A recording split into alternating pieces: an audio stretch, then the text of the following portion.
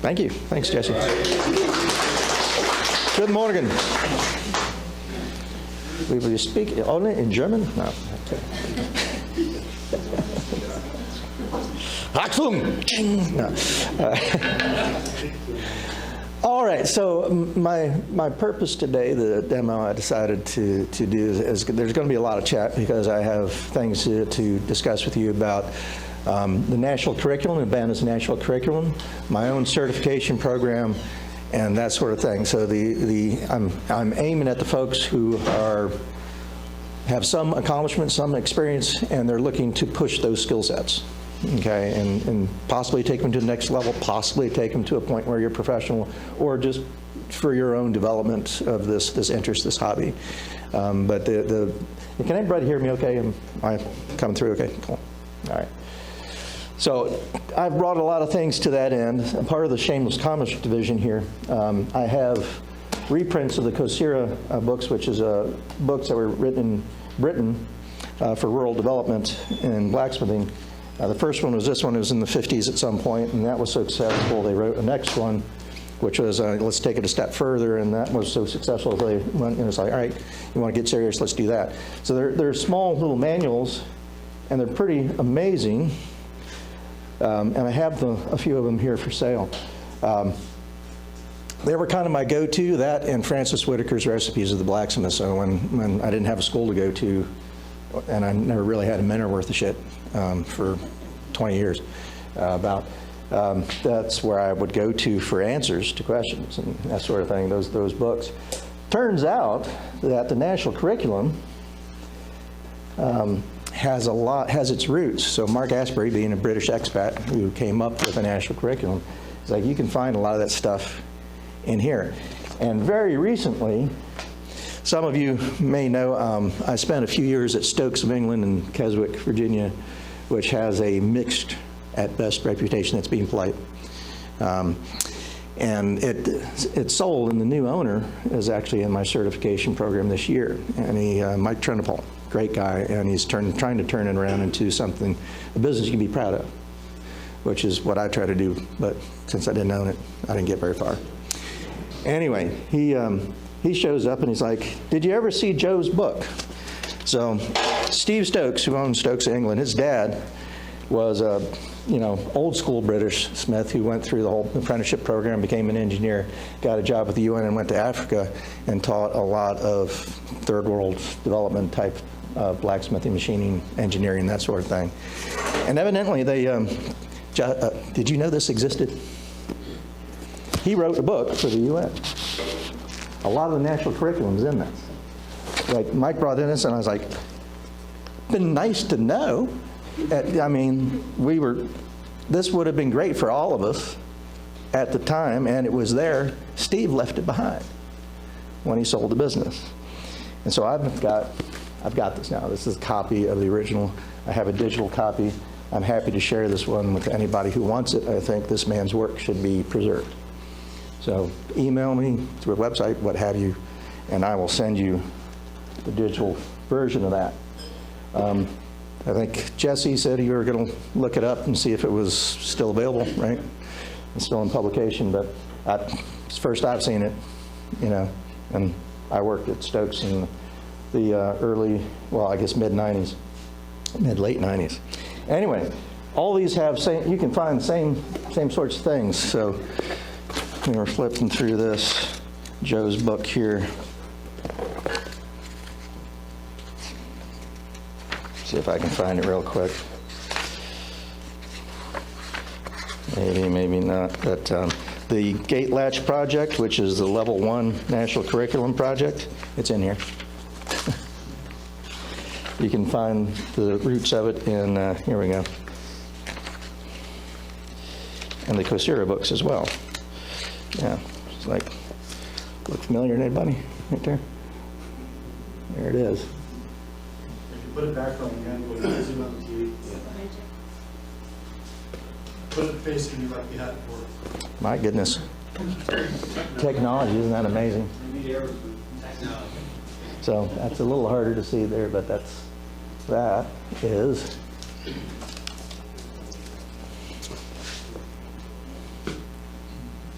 Same. So all these roots go way back. All right, so you're an aspiring smith and you want to move on to more challenges than what you have. Does everybody know who Mark Asbury is? Do I need to go into that? Is that a new name for anyone? You've all heard of him, okay. Tremendous instructor, really incredible smith. I have twisted his arm and tried to get him to come teach at my place, and he's always blowing me off, so whatever. But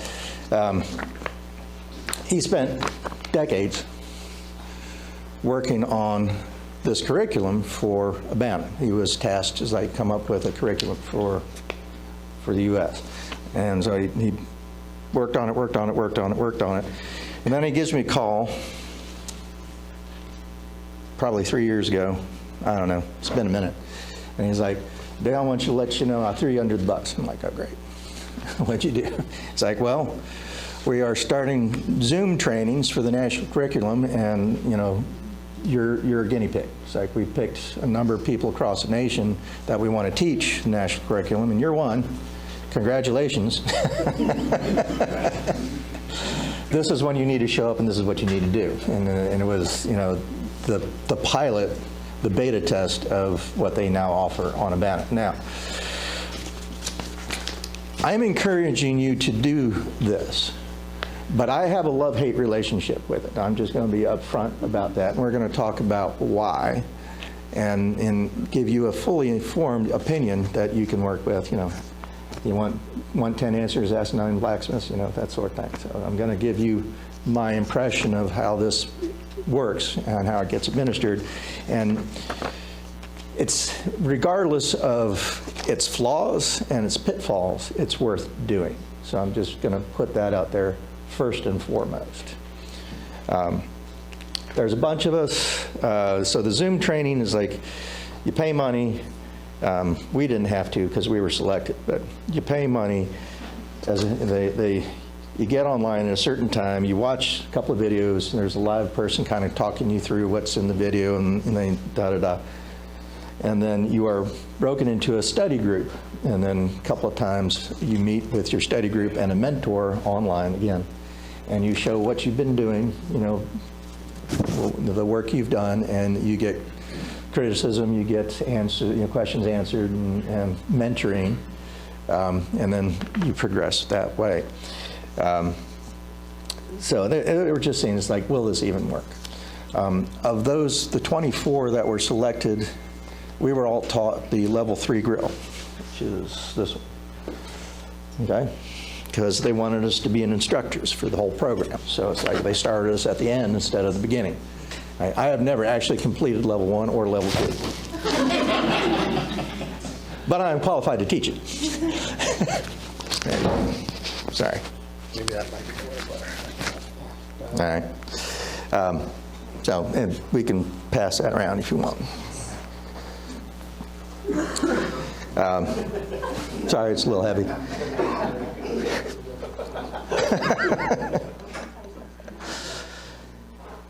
All right, so we did the whole thing, and in my study group, there were 5 of us. The only other 2 I knew was Caitlin Morse and Ellen Durkin. And Mark was actually our mentor for that particular group. I know Ellen finished. I do not know if any of the others did, the other 3. Ellen only finished because Mark and I just whipped her until she did. And he's like, you're not going to not do this. And she actually has absolutely 0 interest in teaching it ever. Okay? Just saying. I guess, I don't know. It's like, it was kind of a challenge. There was somebody made a comment about how, you know, this wasn't kind of her bag, and then maybe she, you know, not capable. And it was a kind of an offhand comment, and she's like, got the bit in her teeth, I can do this thing. And then, you know, multiple times in it, she's like, I hate this, I want to stop. It's like, nope, you can't. Point of pride, you must finish. And she did. She did a beautiful job. So, but she has no interest in, that is not what she wants to teach or do. That's more my bag. Knowing Ellen, she'd do it just for spite. She did do it, just for spite. Just for spite. Bragging rights, too. Anyway, so Frank Annickhofer, is that a name people know? I think he's the current president of Urbana. He was on the educational committee. He had some, I think he's maybe the current president. I don't really keep up with Urbana, so it's like I'm a member, and I said, I'm a member of your group too, or at least I think I am. I have no idea who your officers are, so no idea. But anyway, Frank Annickhofer was on the education committee when I did this, and he and I talked, spoke on the phone, and my thing was like, okay, you want us to teach this, and with my business background, I'm like, time frames, price points, what data do you have? It's like, how big of a class?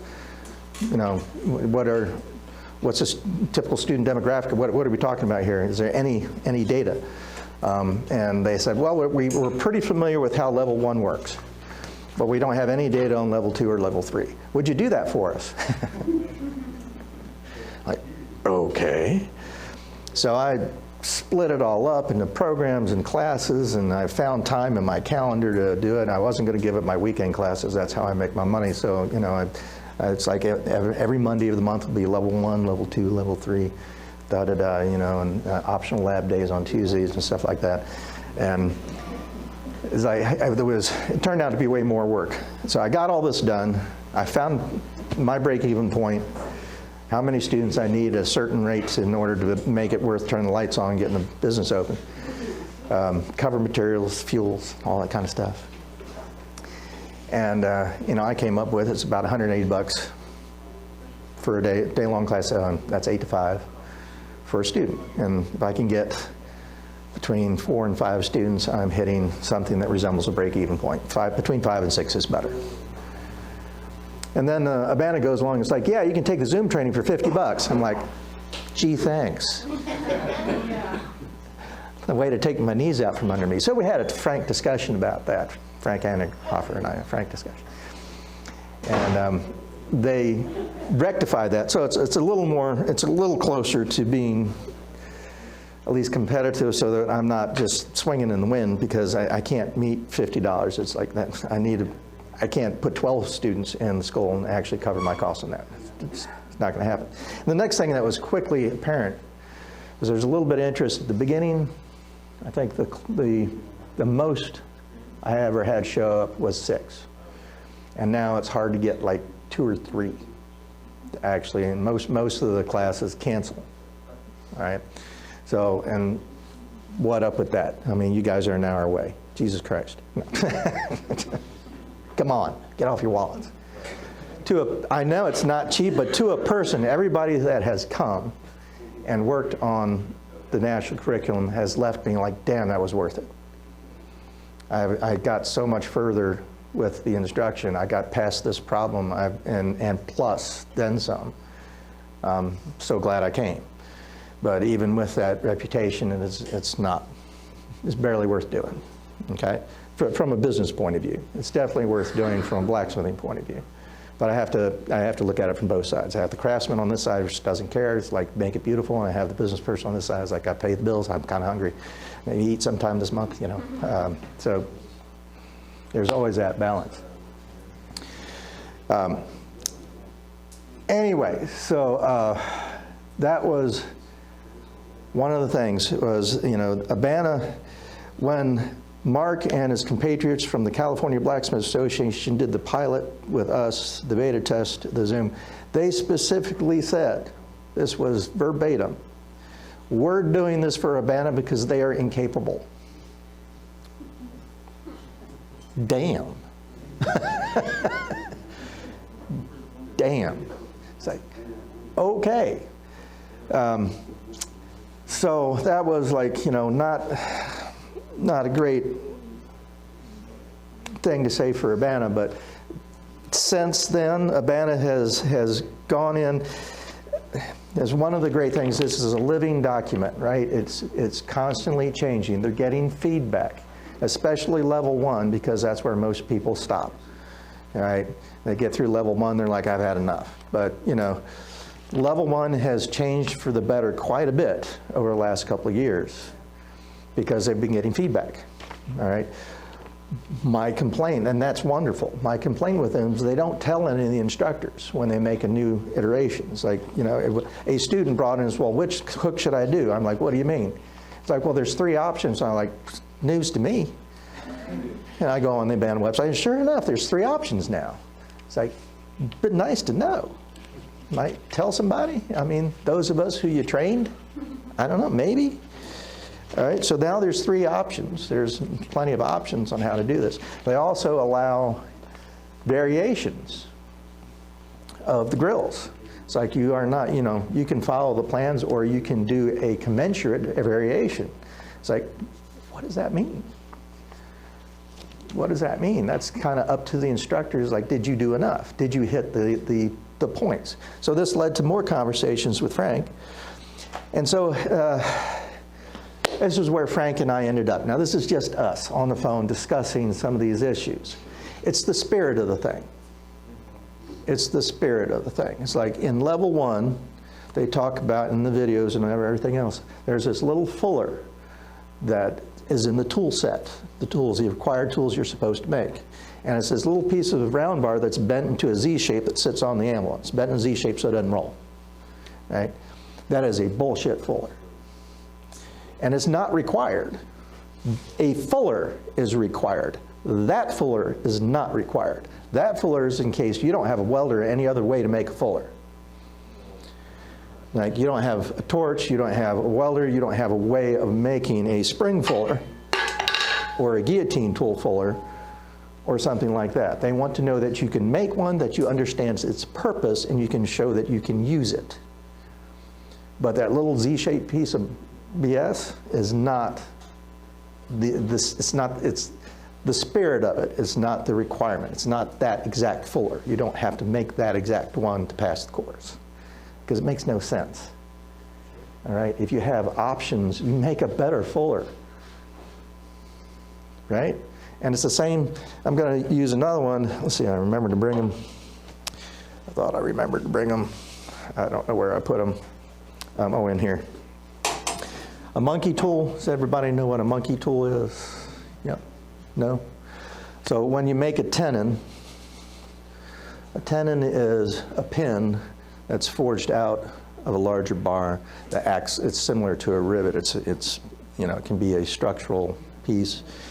And when you make it, you isolate with a butcher, you forge it down, you shape it with a swage, and then the monkey sets the shoulder so it fits over top of the tenon, and you hammer it kind of upsetting the bar and sets the shoulder and makes it a clean fit, okay? And back in the day when I was a young man, you know, the books and things that I had is like you take a piece of drill rod, you know, like a jackhammer or star bit drill, that sort of thing, and you cut a section of it and you drill a hole up in it. And you have to drill a vent hole because if you drive that onto a hot bar, it's at vacuum locks. You know, so you have to have a vent hole so you can get the damn thing off. And it has a lot of problems. One, it gets hot because you're holding on to it. 2, you can't see the depth. So if your tenon is a little bit longer than with the hole you drilled, you're going to forge it on there. It's going to be stuck. Okay, and it's like it's limited to a drilled hole, a round hole. All right, there's nothing else you can do with that. So that has issues. Well, and Mark came up with a beautiful idea, which is you basically make a hammerhead like for a punch, right? Like a set hammer punch, okay? With a handle, the hole for the handle and everything in it.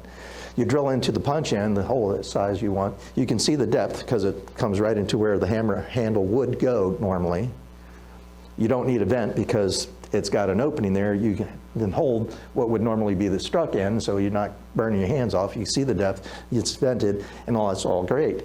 It is still limited to a round hole, and it's a bit difficult to build. So the spirit of the thing, when I was figuring it out for myself and a young man, I came up with this. That's my monkey tool.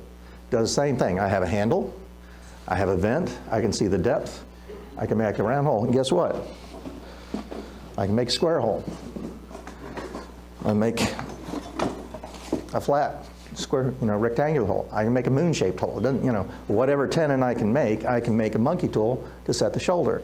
And this is super easy.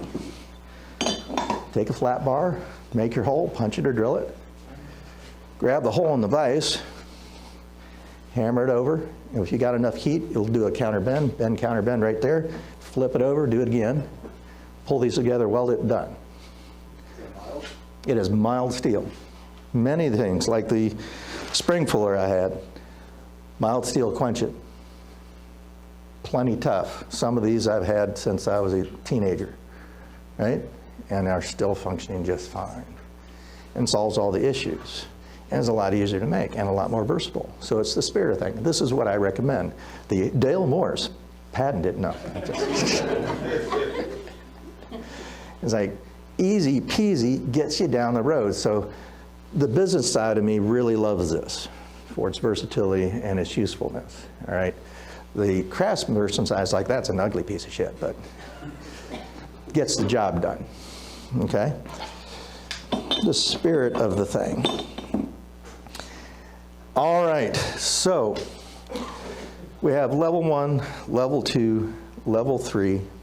When you go through these, my protege, Ethan Winsky, who's teaching at the school today, and I were looking through this level 2. We're trying to get him credentialed.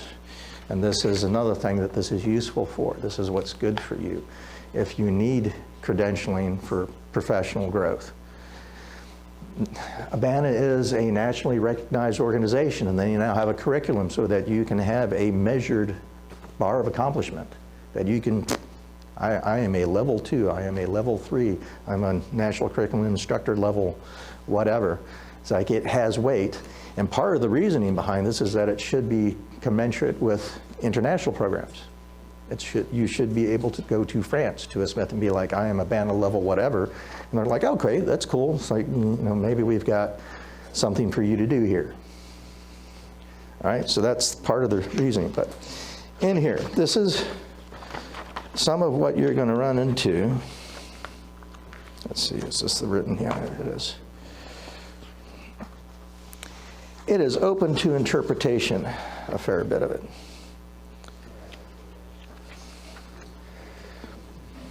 All right. Nomenclature is part of it. They want you to make a basket-handled poker.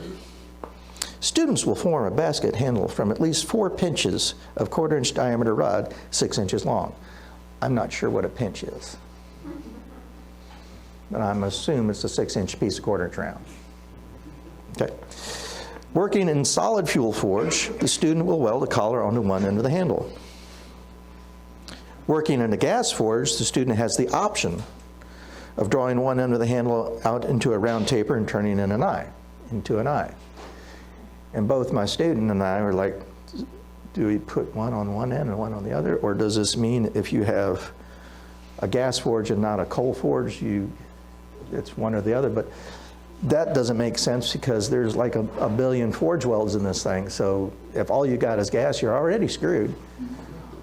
So you and your instructor have to interpret this document and figure out what is required. All right. I'm not sure. It's still not the efficient way of getting into forge welding. Efficient, I won't argue with it. Now, coal is much cheaper, much faster, and much more reliable than gas when it comes to forge welding. It may be the only thing you can use, but it wouldn't be my first choice.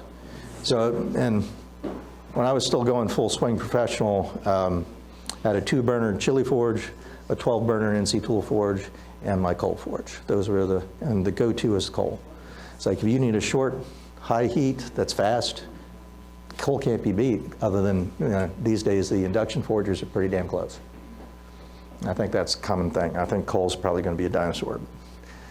Gas cannot perform anywhere close to the way coal can. But gas doesn't burn stuff nearly as readily, depending on carbon content. It's a much longer heat for less effort. So production and long heats, good, right? It's like when I was doing cap rail for a job, you know, cap, what goes on top of a railing. I'd cut raw stock at 6'8", and with the 12 burner, I could, in 3 heats, I'd have 8 foot of cap rail on a 75 kilo Samac with a die. Right, so I could get about 36 inches of heat at a go out of that forge. And so that's no way coal's going to perform like that. So they all have their uses. All these forges have their uses, and when it's appropriate. Anyway, going by the video, so often when you get this document and you're looking through it, it's like, what the heck? Go to the BANA website. For each level, they have a link to the videos. All right? It's not, you don't have a live train or anybody talking there. And you can get a sort of an idea of what they intended, what they meant by the lesson. It's not always clear. It's still sometimes up for interpretation. But even with, again, even with all these issues, and like what, it will push you with your problem solving and with your skill sets. It is still absolutely worth doing, and it only gets better when we do it and we give them feedback. We go to them, it's like, what did you mean? Is this what you want? And from my point of view, there's guidelines for the instructor on how to grade this stuff. And it's like, some of it is like, you know, what you're saying and what I understand what you're saying may not be what you meant. It's like it's like what's a pinch? It's like, what are we talking about? In one part, they talk about the dog, a fork and dog set, as horns. And it's just nomenclature, but you know, it's like you have to read through it. It's like, what are the horns? What are you talking about? And they talk about how it's used. It's like, oh, they're talking about the damn dog. The bending dog. They're sometimes referred to as horns. It's like, I thought that was a horn. It's like, okay. So anyway. So I'm an NCI instructor. You can come to me and get graded. I will have a checklist. I can sign you off. I have a number. I turn that into a BANA, and if you've met the criteria, a certificate shows up in the mail saying that you've met the criteria for that particular level.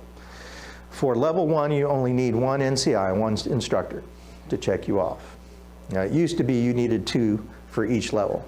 Now it's just 1 for level 1, 2 for level 2, and for level 3, you have to send your work into the educational committee in Nevada, and they have to grade it. So evidently they don't trust us to grade you guys for that. It's like, and I mean, it's open to interpretation, so I kind of get it. You know, it's like they're trying to maintain a little bit of control on that. So I don't mess around. If you come to me, I'm like one of 2 in the state that I'm aware of that are NCI level. And I don't know if the other gentleman is actually taking students or grading work. Okay? It's better be good. Don't waste my time. All right? I would not pass. This is my example poker for level 2. Would not pass my criteria. And there's a couple of reasons why. I did this to do an example. I kept getting distracted, and I tried a couple of things that didn't work out that well. It's overworked here. You can see some fatiguing, and I have a scarf did not blend up here. Okay? Those, I would fail on those 2 grounds. And I'll make it again at some point, make it better.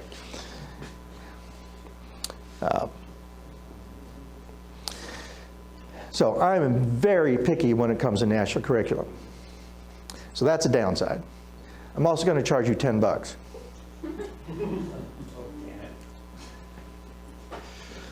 Stokes England fraternity over here. Woo. So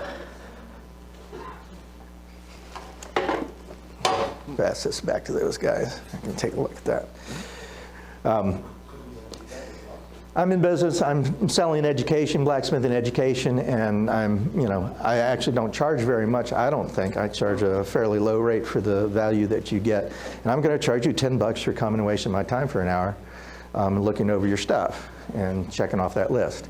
So don't waste your time. Do a good job. Bring me good stuff.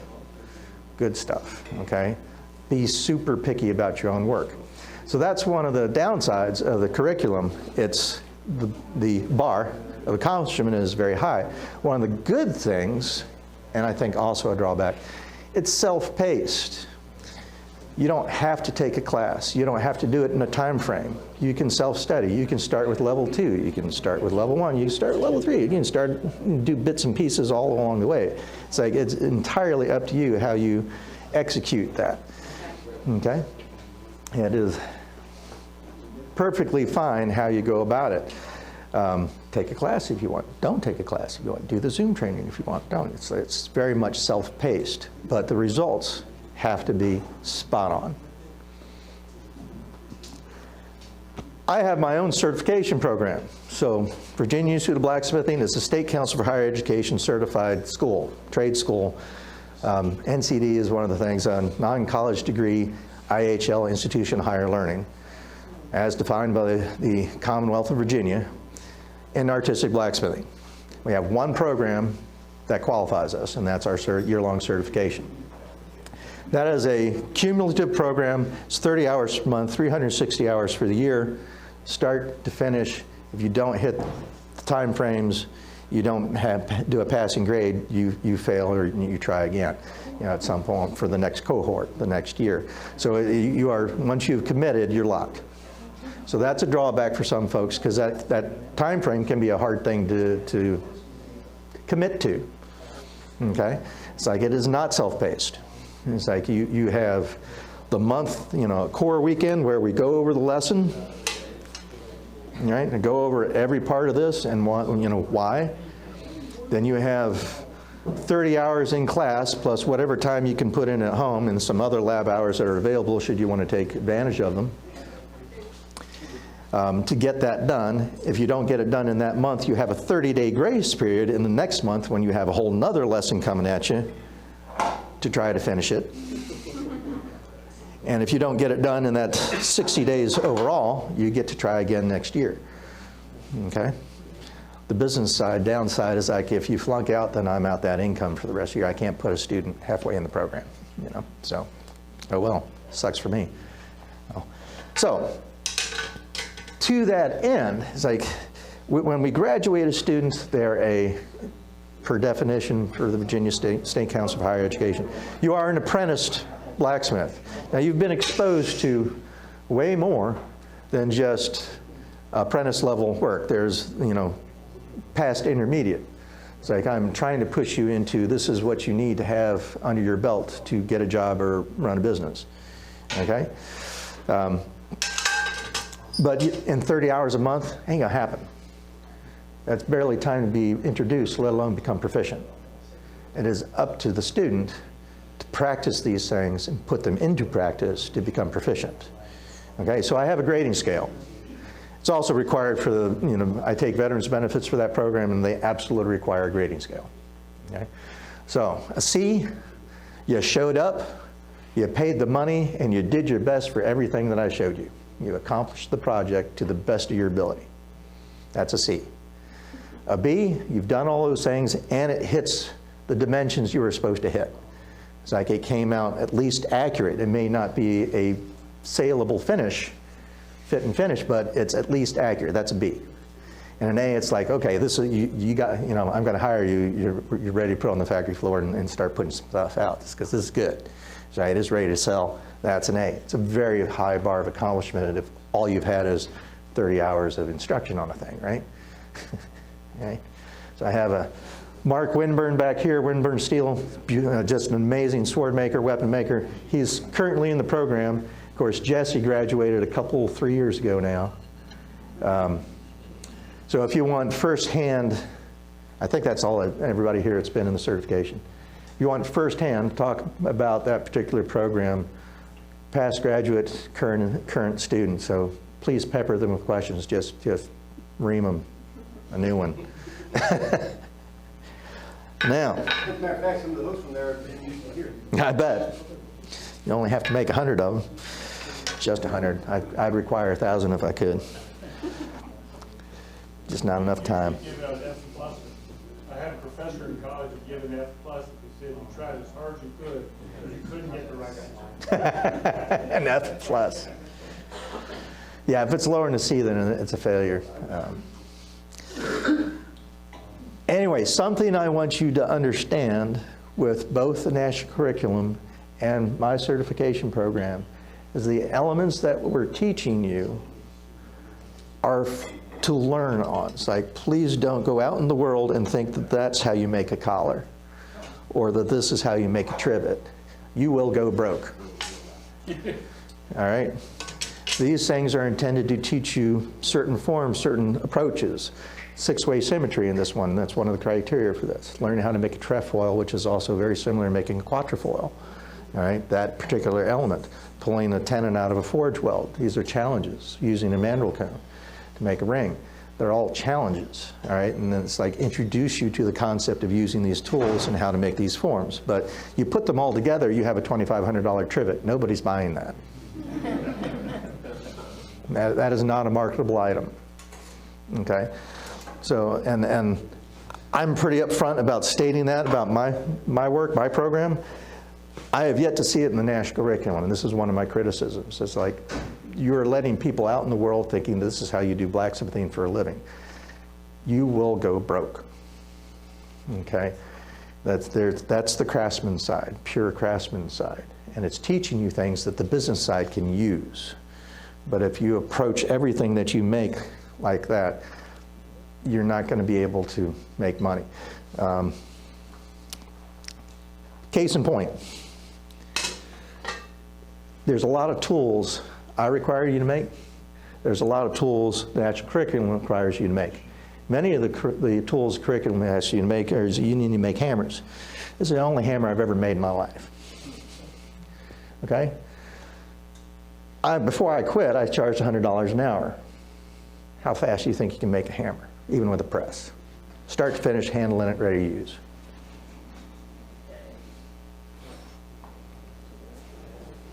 Not including the wait time for the heat treat? Wait, well, yeah, including heat, well, all right. Knockout normalization and tempering. Just take that out. It's just forge it, assume the time for heat treatment, handle it. 6, 8 hours easy, at least? I think I can do it in about 2. Okay? But how expensive is that hammer in terms of my time? 200 damn bucks. Why? That's what hammer people charge. Yeah, when you make a hammer, you go to one of these makers, like, look at this beautiful hammer I made. It looks like it's been pressed all to hell. $200. It's like, well, that's a reasonable rate for the amount of time it took, but buy a $40 hammer, wherever I put it, here it is, and get on down the road. It's a lump of metal on the end of a stick. It's not, we figured that out already. I mean, you know? So it's like, it's like make a hammer so that you know the process, you've done it. And maybe it has sentimental value, which is not 0. All right? Or maybe that maker, maybe Brian Braziel is like a mentor of yours and you want that tool from him. It's like, yeah, okay, it has value. It is worth putting the money into that. But it is not going to make you a better smith. It's like a $50,000 golf set is not going to make you a better golfer. It's just not. It may be super well designed and well built, but, you know, try not, you know, don't buy a Maserati to learn how to drive. It's like, what are you doing? You know? Please don't talk to my wife.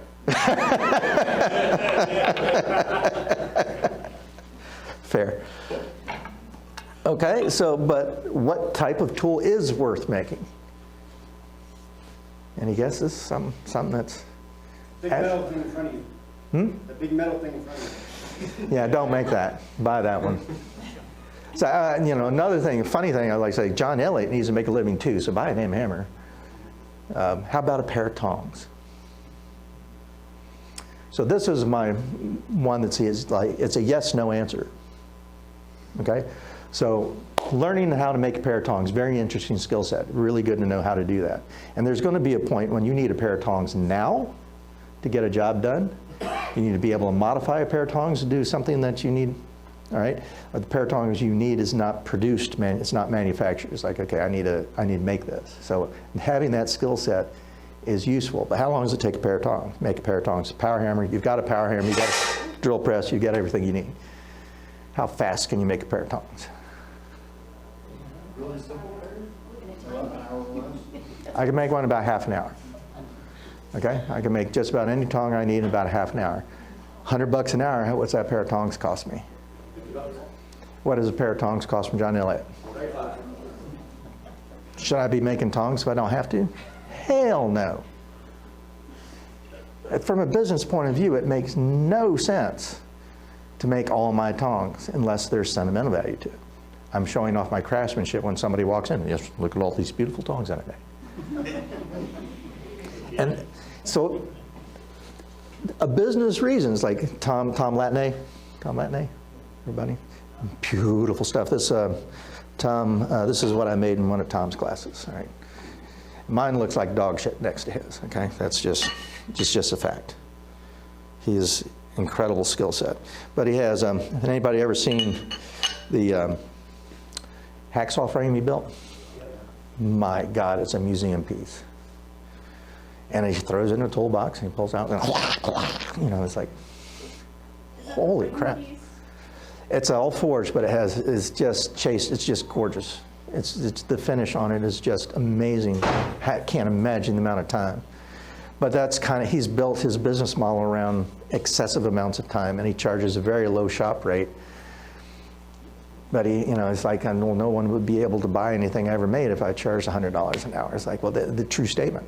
True statement. So how do you stay in business? Well, you charge $25 an hour and you put crazy amounts of time in it, and you drive a hand-me-down car and you buy a derelict piece of property and restore it, and he's made it work. He's made it work, and thank God he did, because he's freaking amazing. But most of us are not Tom. I'd have been doing something else a long time ago.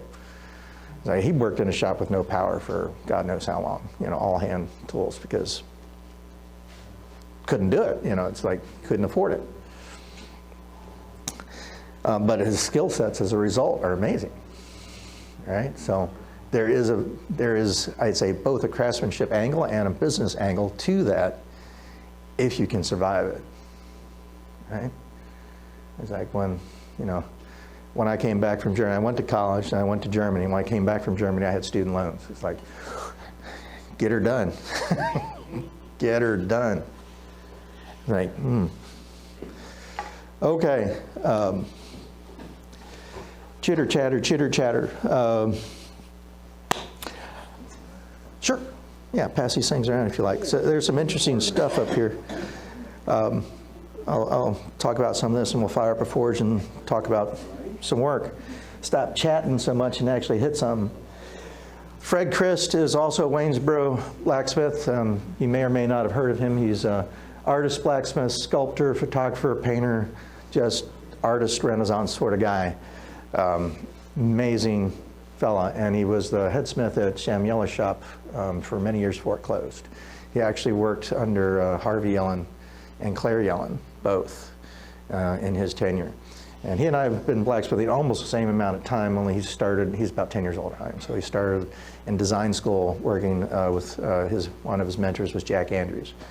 So he's had some really good instructors and experiences, way better than mine, over his time frame. Anyway, he teaches for me periodically. We did a sculpture class this year, but this was one. This is a single piece of material that it's based on one that Samuel Yellen did. That there's actually an old film of Samuel making this. Now Samuel welded his collar on, but this is actually pulled out of the original bar on this one. So one-piece forgings are a great way to push your skill sets as well. The two classes I've taken from Italian mentors were all one-piece forging workshops. So how far can you push a piece of material before it comes to pieces? What can you pull out of it? It's like your all's challenge where you have multiple things. One-piece forging, you mean it's just like a one block? Yeah, it was this size material, Right. and it was about that long when it started. Wow. So those curls in the collar not added on, those are carved? It's all carved out in one piece. Wow. And pass that one around too. What part do you do first? You isolate the center where that eventually becomes the collar-like object. And you draw a flat out to either side, and then you start cutting into it and splitting pieces off of it for the various scrolls and the leaf shape. And you forge all those out and try to pull them around and get it cleaned up without anything falling off. It's quite a challenge. Video, it looks like he's just flailing in the wind. Yeah, yeah. Yeah, well, it was early film, so the film speed is like way off. It's like,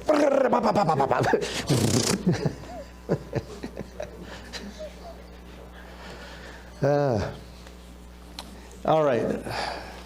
So, where was I going? I've already lost my train of thought. That's not hard. Well, I did bring some, I like various props for my classes because, you know, some people have a tin ear. You could say it's hard of hearing.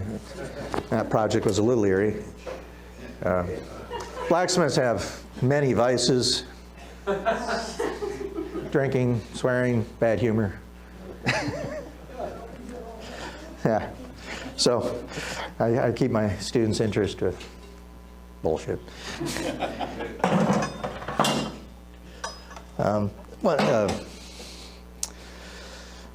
Bending fork. Here's another one. Bending fork. Bending forks. The national curriculum film strip on bending forks. I'm not sure who was actually doing that. I'm sure I could find out. And they probably tell you on the video for the band at level 2, but damn. What is happening? It's like, they do a single piece, an integral, you know, it's a one-piece forging, so, and they try to do they talk about the theory of how to work with volume and figure out what you're making with the volume and whatnot. It's like, you know, it's like 6 hours later, they'd have a fork that didn't work out. It's like half the time that he's beating on this piece of steel is barely glowing. It's like, what are you doing? It's like that. I think that particular video is that's one you can ignore. Actually, I had a student who was 11 years old taught me this one. So I know it's like, it's one of those obvious things. It used to be I'd make the dog, and I'd cut a couple of pins, and I'd lay it up there, and I'd weld it, tack it down, and weld it, do that. He's like, why don't you just make it big and then cut right through it? I'm like, smart ass. All right, mild steel, MIG weld. If you don't do something with this, you'll break it and or bend it. Stick it in a gas forge. It erases the penetration line. Quench it, gives it some strength. I've yet to break one since I started doing that. And it's much harder to bend them. Okay?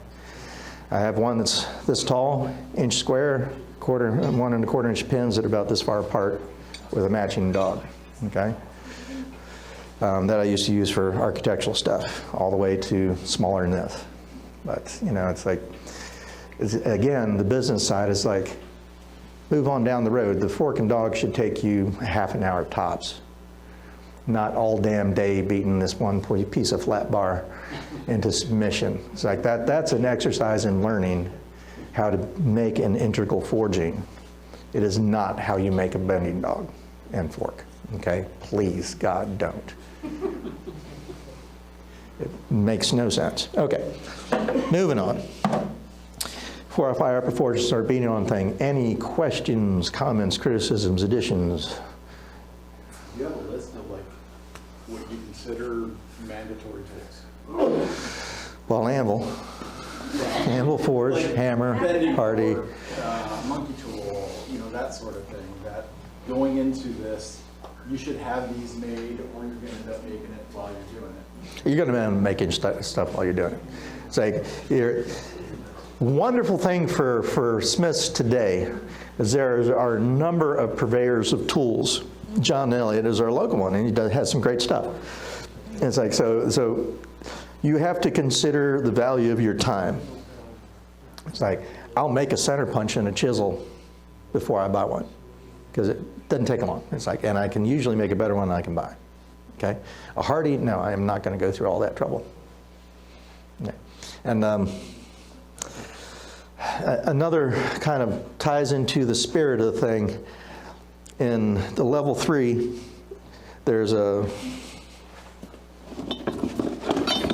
swage for that center collar, okay? And the video for that is farrier turned blacksmith, and he hammers like a farrier too. Okay? Sorry if anybody's a farrier. It's like, stand up for Christ's sake. You're not under the horse right now. Anyway, you know, it's big chunk of steel. He isolates off a stem and he beats that thing down and he upsets it in a big swage block and all this kind of stuff. And, you know, and he just all damn day. And, you know, he talks about the theory, how to get it to upset properly and on, da, da, da, da, da, da, da. And, you know, we're always like, really? You want us to, this is how we have to do it? And like, oh, no, if you've got a press or a power hammer, you can use that. If you got a welder, you just weld the stem on. It's like, but nice to know. So that changed like everything. It's like we're all just beating ourselves to pieces on this thing, and then they're like, oh, power hammers are fine if you have one. It's like, for fuck's sake. Sorry, that wasn't, you know, TV rated there. Let that one slide. Like, thanks for letting us know about that. It's like, you know, that changed the game for a lot of people. It was like, and so this was perfectly acceptable. It was a square tube. That was, I think I made that on a power hammer, but if you got a press, that is even better. It doesn't bounce around as much. Yeah, well, absolutely. Yeah, forge welded around the man. You know. So that is that.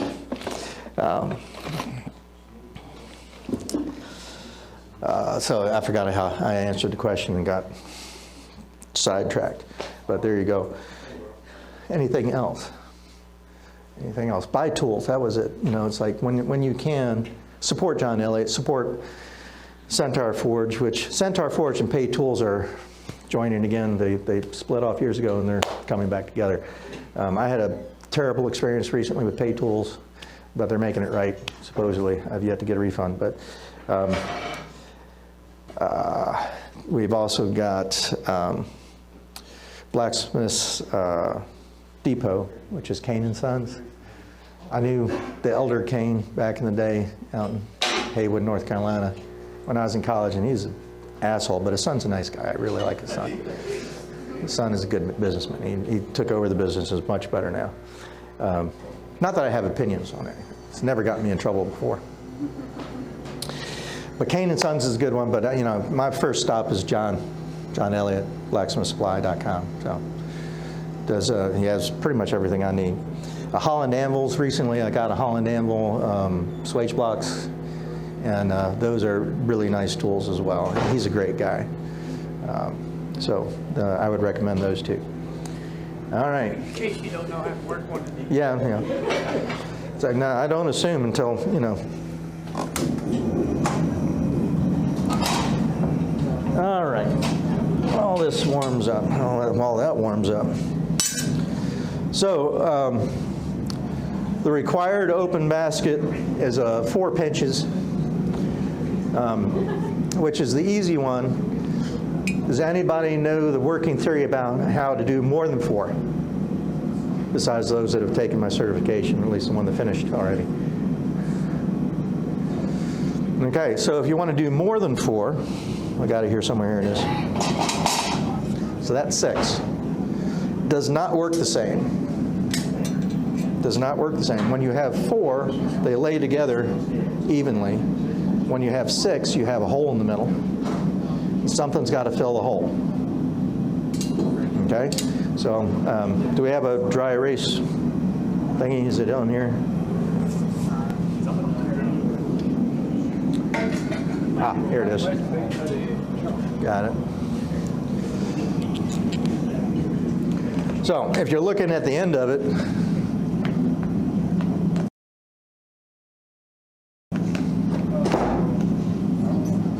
you got this space in the middle, right here. And if you don't fill it with something, one of these is going to drop to the middle. All right, so you have this weird corkscrew one in the center with 5 around the outside, and then there's a big gap somewhere. It doesn't look right.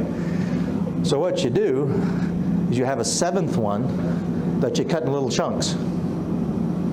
usually I do little 1-inch chunks. I'll take, if it's 8 inches long, I'll have 8 1-inch pieces, and I'll lay them down the middle and wrap it up, right?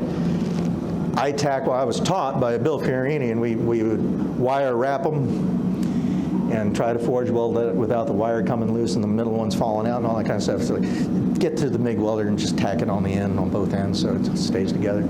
It's like it disappears in the forge weld. It's like,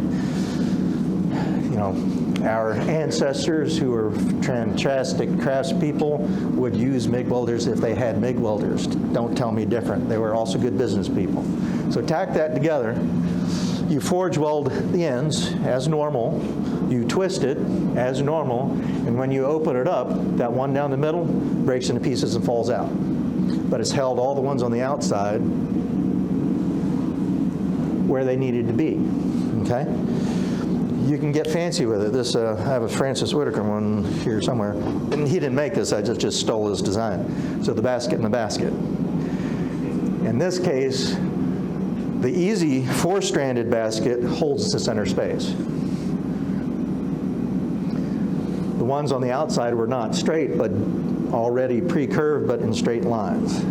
And then when you twist that one opposite the original twist, the one inside opens up, the outside one closes down, and you get a basket in the basket going different directions. Okay?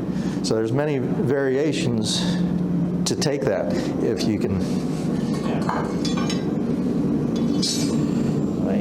Oh boy.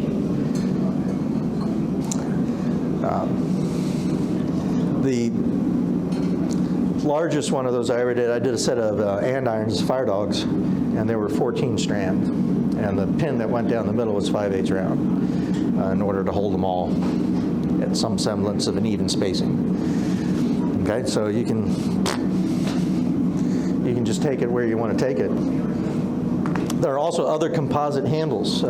So that's where they stop with the national curriculum. And my certification, we also do the optical illusion braid. This is one I did in Bill Fiorini's class at Penland in 1988. This is a chevron. There's also just a bunch of pieces of round bar. They're twisted and then forge welded into the block. Pass that one around. This one, it looks braided, but it's not. Now, once I show you the trick, you can't unsee it. So if you don't want to lose the magic, close your eyes now. But it's 4 twisted strands. Thank you. I'll take a little guy. That are. Take 2. All right, got it. 4 twisted strands that are bundled, forge welded, and then back twisted, and they open up. So you can see that's one twisted strand. That's another one. So they just work around it. When they open up, and when they back twist, they open up a little bit. So if you just glance, for all the world, looks like it's braided.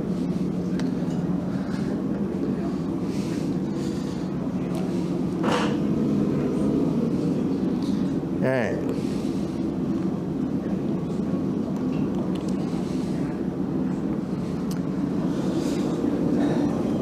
I am going to attempt the blown over skull. If I remember correctly, Carson Sams did a water leaf last meeting, right? Yeah, so you don't need to see all that. That's one of the level 3 scrolls there, and I've got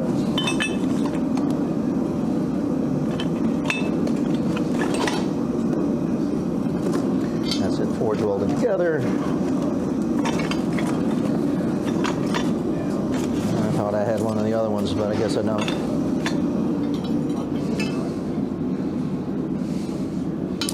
All right, so anyway, we're going to work on that guy to start with, see how far we get. And if we get through that one and you're still awake, we'll attempt that one. And then I'll take requests until you're bored or time's up.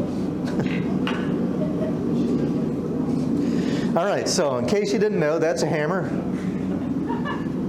This is incorrect. This is slightly better. Okay?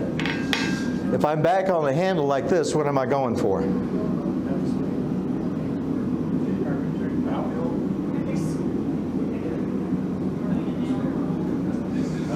Power. Power. All right. If I'm up here, what am I going for? Accuracy. Power control, or in other words, forging, planishing. Get it smaller, make it pretty. Start of the heat, the end of the heat. If you lock on in one place and try to do everything, you become a farrier.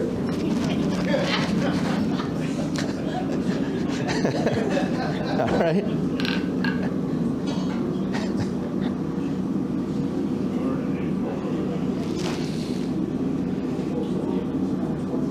All right. When I draw a taper, which way is the metal stretching? Which direction is it actually physically going from my point of view?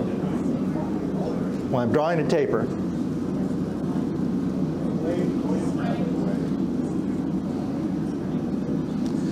It is going this way, but the bar is lengthening. Which way is it lengthening relative to where I'm standing? That way. It goes that way. So the end of the bar is going to stay put right near the far edge of the anvil for me the entire time. Okay? I'm going to start shouting. I'm sorry. Got earplugs in now, so it's just habit at this point. So as it stretches, it must be going that way because the end of the bar is staying put. It has to get longer. It's got to be traveling that way.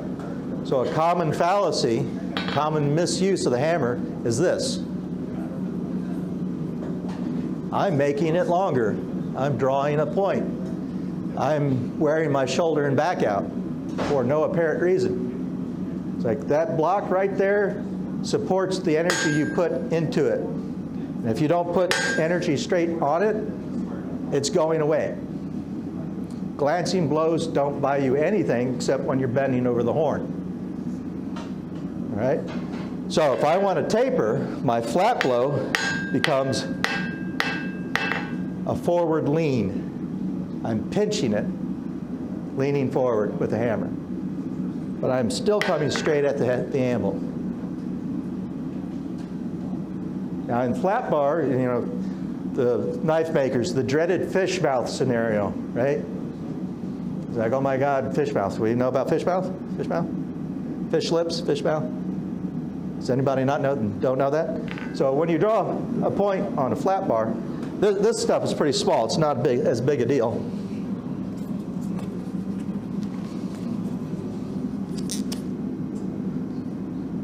That's our flat bar, okay? This is the anvil, okay? If you come down with a hammer, even with, you know, what I just told you right there on the corner, that corner tends to roll.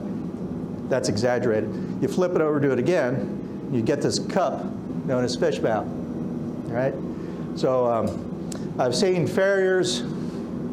I pick on farriers a lot. If anybody's farrier, I'm sorry. But they pack the corners back real far and keep it from blowing out this way too much until they've got the end of the bar looks like that, and then they forge down a point from that. And I've seen knife makers who, most of those were trained by farriers.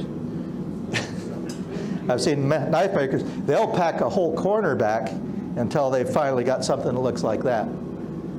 Okay? Well, there's a blacksmith way to do it, all right, which avoids fish mouth. It doesn't have, it's not so energy intensive as all this. Instead of overhanging the corner, come in behind the corner with a hammer. And you're going to indent it, and this pushes a bulge of metal forward. Flip it over, same thing, you get this bulge that you chase down to a point. All right, but you're always, until that bar is roughly a third of its original width, you're slightly behind the corner the whole time with the corner of your hammer, the edge of your hammer. Something like this. See how it's crowned to the end of the bar? You guys see that? I turn it over, lift my offhand a bit.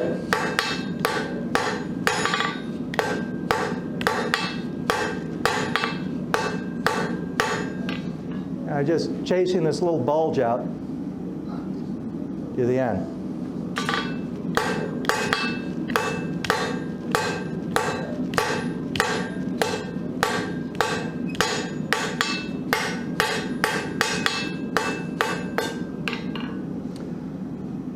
Endeavor to maintain your width. For most processes, that's an important thing. And for ornamental blacksmithing, endeavor to keep it on a center line. So I had a scenario where it was a little off to one side. A correction, the most effective correction, I think, is a little bit counterintuitive. You actually hit this side, not that side. I'm not trying to push the point to the anvil, but I'll lift it. I push the point with the anvil, or hit the high spot with the anvil, so the hammer, so the anvil is shifting the point back to center. Okay?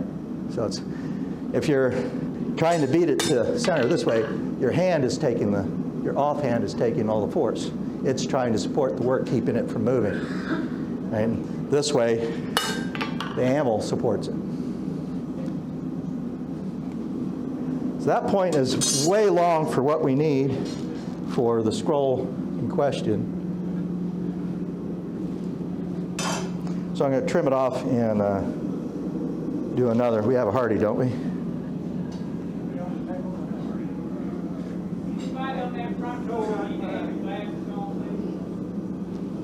Ah, perfect.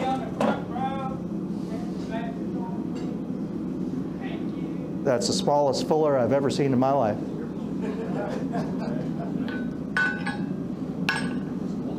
All right, who wants to catch it?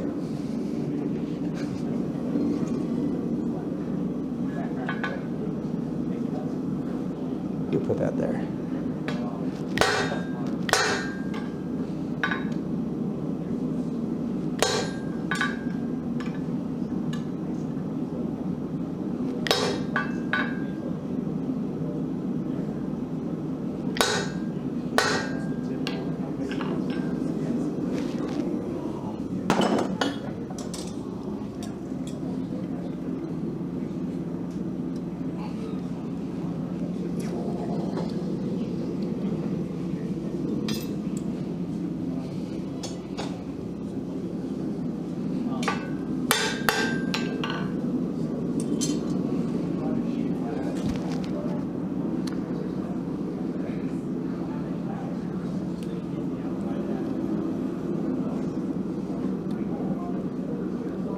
So y'all get the point?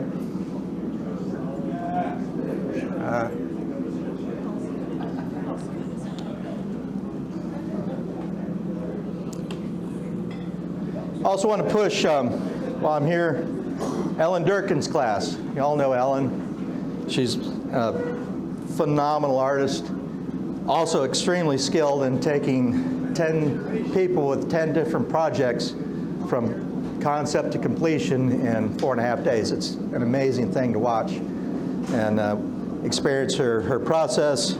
She's potty mouth, but she's funny as hell. I invite her every year. There are no signups yet for this May's class, so get off your wallets, come on up to Waynesboro for 4.5 days and learn somebody from a real luminary in the craft right now. I heard a couple, when I was here for the 25th thing, a couple of people like, well, I'm not sure I want to take a class where I have to take my clothes off. Nobody has to take their clothes off. In fact, most of you don't take your clothes off. Not even your wives want you to take your clothes off, all right? That is not a requirement for that class. Tell me that till after. Huh? You tell me that till after. Not my fault. Tell me more refund. That's because they learned a lesson after that.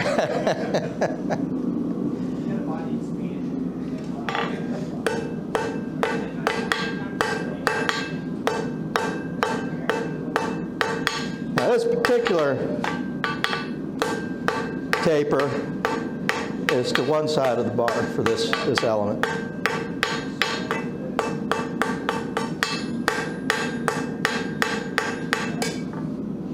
And it wants to be a blunt little thing.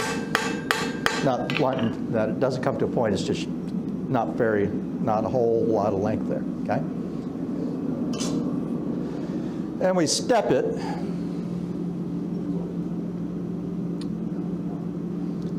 This is a step on the far edge. So we're going to use the edge of the anvil to create a little notch with half on, half off hammer blows.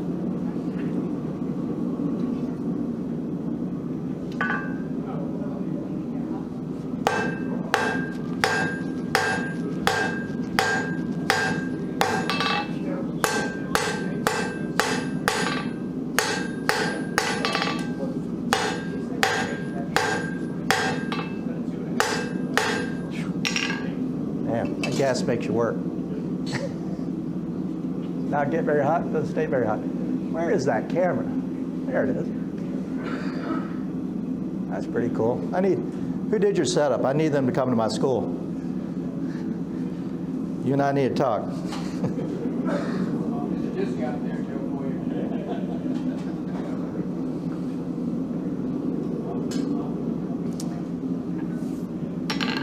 Word of warning to the younger members. If you start really young and you don't have a mentor worth of shit for 20 years, you tend to wear out your joints real early in life. Just saying. It's going to happen anyways, it just happens faster.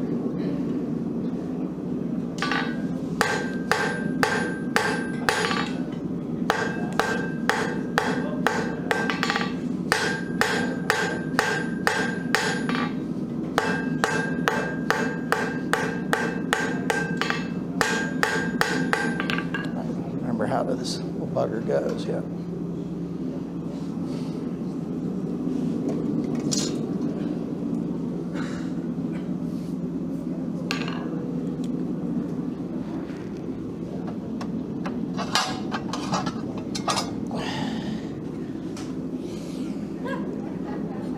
Not sure why I picked my nose.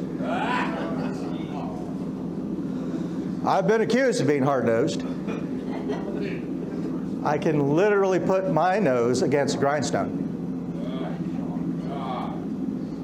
What do you call a nose with no body? Nobody knows. Nobody.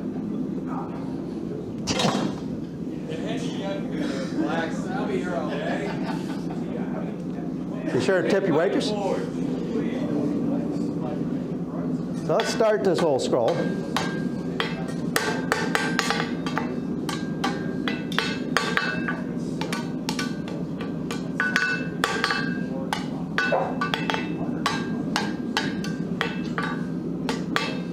Now, this is supposed to be a beveled scroll, so we're going to, there we go. We're going to continue that curl with the beveling. Then we're going to try to get it to blow over, blow a blown over scroll over the horn to get it to go from our, this axis to that axis.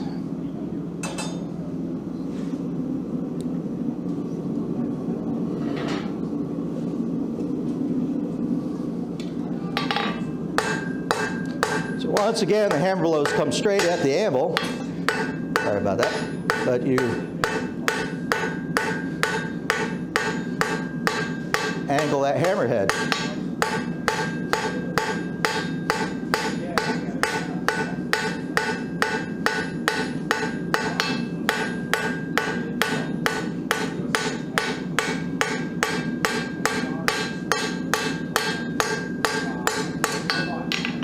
You can manipulate that arc with the bevel. So if I work the outside, I'm going to slowly close the scroll up. If I work the inside, I'll open the scroll.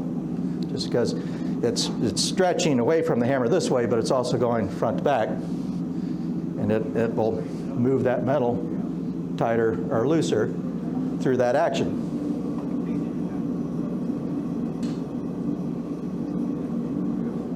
Now, let's close it up a little bit.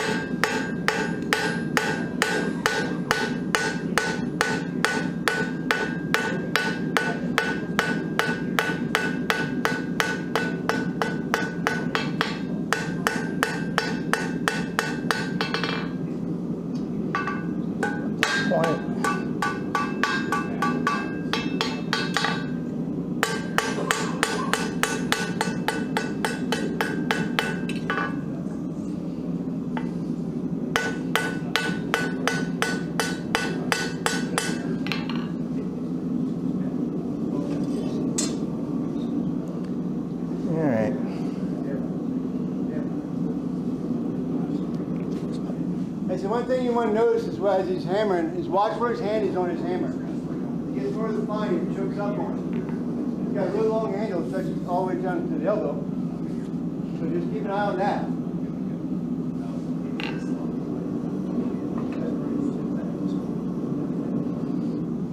Okay.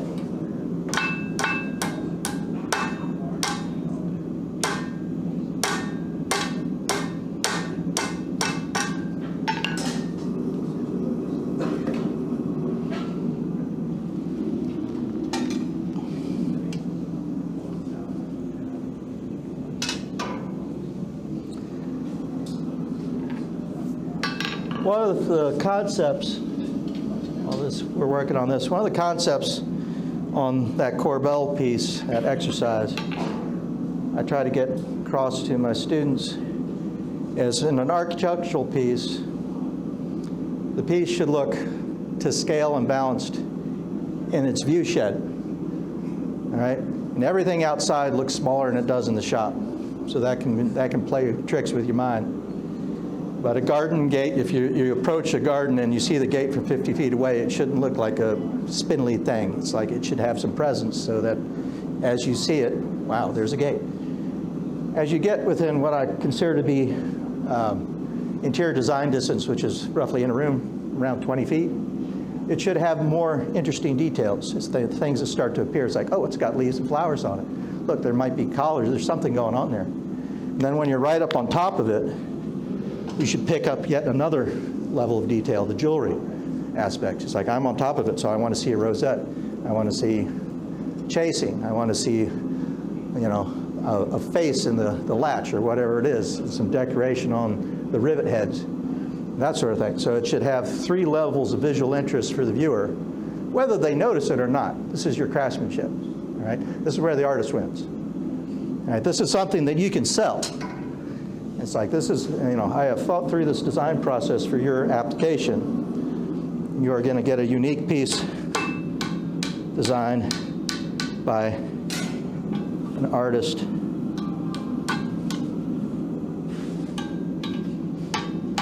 specifically for your property, your garden, what have you. All right. I believe it's Frank Annikoffer that does this particular demo. He says, when you get to this stage, you got it pretty much there. Get you some scrolling pliers or fork and dog or something like that. Grab it up with the vise and finish it off. Which I think is really good advice.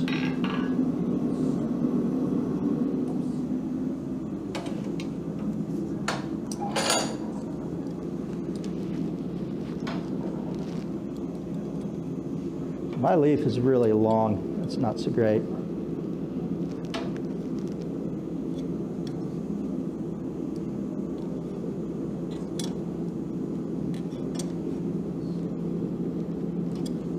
This is where I prefer coal to gas because I could isolate the heat. That's something to talk about. Yeah, coal will burn your work if you're not careful. That's a drawback. Why not? But once you've learned it, it is so versatile. It's like coal insulates exceptionally well. It is less hot to work with a coal fire that's burning at 4,000 degrees than that son of a bitch, which is at 2,200. Because it's not radiating, you can protect yourself from heat. You can use this principle to your advantage on the work. Say I have a spot there I want to bend and a spot I don't want to bend in that same scroll, okay? It's like it'll all get hot, but I can focus heat under a piece of coke right where I need it. I'll put the piece on into the fire. I'll pull coke away from what I don't want as hot, make sure it stays concentrated on where I do want it hot. I come out, the hot spot bends. All right? I can't do that with this. Can't. It's just going to give me a homogeneous heat throughout. And it's like not the best for ornamental work.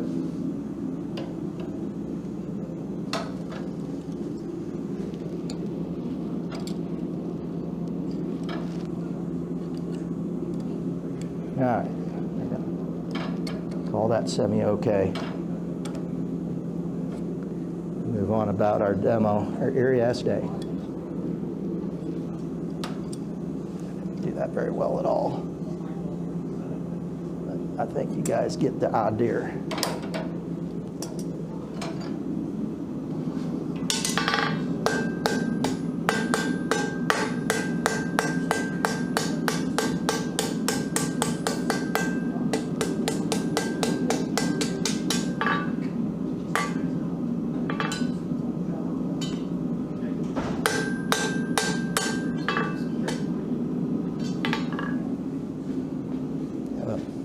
Thought I saw, is there, yeah, there's a brush right behind you right there. Oh, that feller, thank you. Get some of that scale off there.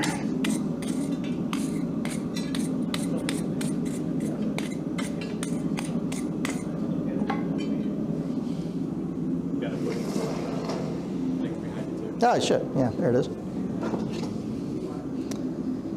That's one of them farrier brushes. Beat it.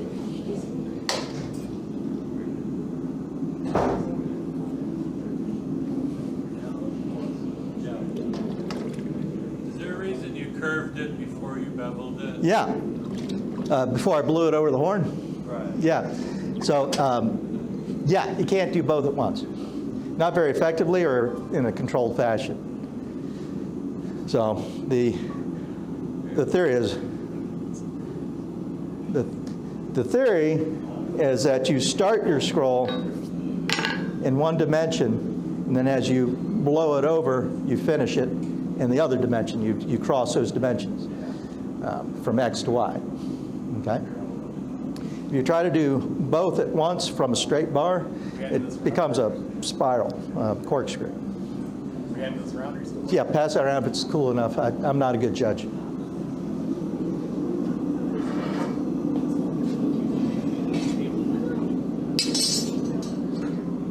Questions on that little feller? At the end there, could you use two Sure, sure. It works best if you don't have arthritis in both hands. Or fork and dog if you have, we make, in the program, we make little tiny ones, which would work really well with this.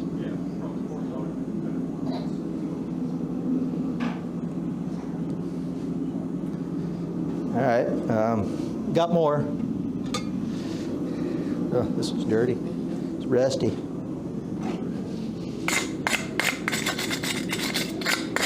More fun's incoming, folks. Be warned. Keep your earplugs on.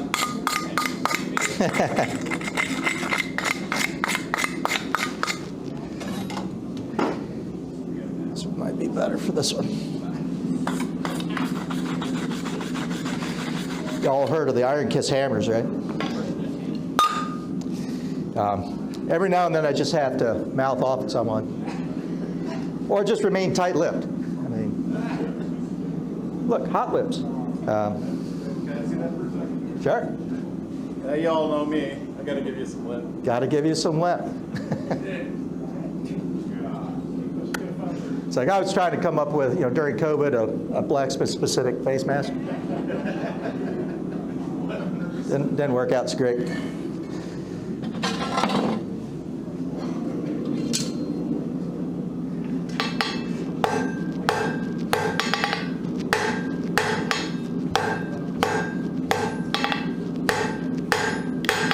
This one's a longer taper.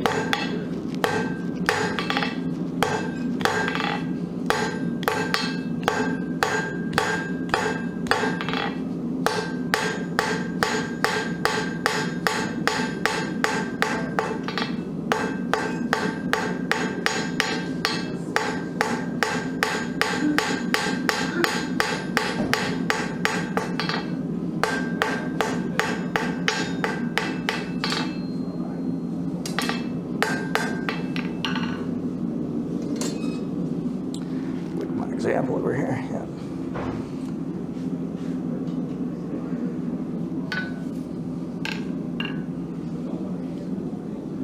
So we got one more of those, I think. Yeah.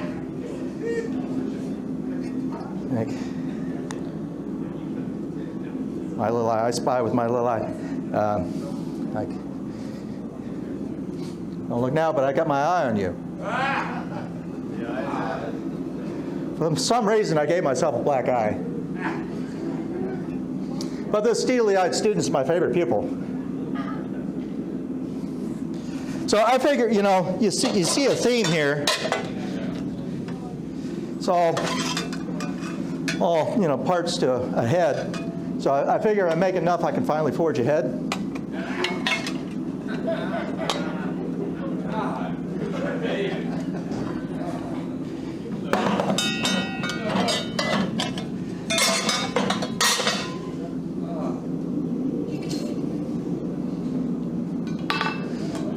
Yeah. So my experience with these forms is you're going to need to make some test pieces, some iterations. The curriculum doesn't go into it as much as I do in CERT. But when you do test pieces, you really should track the growth of the material, the stretch, as you go through an element, okay? For instance, on the core bell and trivet too, it's like we have multiple things we have to calculate. How much the acanthus leaf grows a bar, how much the faggot weld and jump, scarf weld here grows a bar, how much fishtail grows a bar, how much flat taper, which holds that pin, grows the bar, right? We draw it, we do the test pieces, we measure what we drew with the traveler, we subtract the stretch for each of those test pieces, for each of those elements. Then we cut that length, and once it's forged, it should actually lay on the drawing. If you don't calculate the stretch and subtract that from the original stock, you will be the stretch exactly out too long for your drawing. So part of the exercise, part of this challenge is how do you make what you drew, right? And the only way to do it is like, how much does a acanthus leaf stretch? Well, until you've made one and measured it, you don't know. You don't know. So we start with a known length, or we take a piece of the stock, we mark it at 12 inches back or some dimension you can remember back from the end. We make the element, and then we measure it. Important things when you're doing this. Do not measure hot metal with a measuring tape. In fact, do not measure hot metal. Why? It will shrink as it cools. You will not get an accurate dimension from a hot piece. It's amazing how much it will actually stretch and shrink.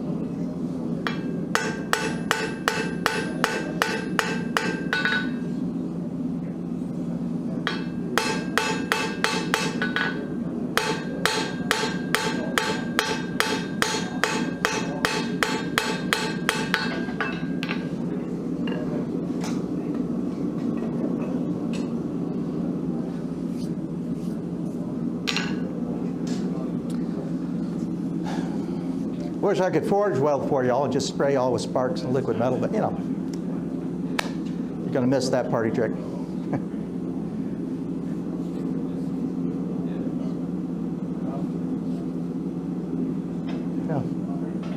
How many are considering the curriculum or some more advanced work like that? One, couple of it?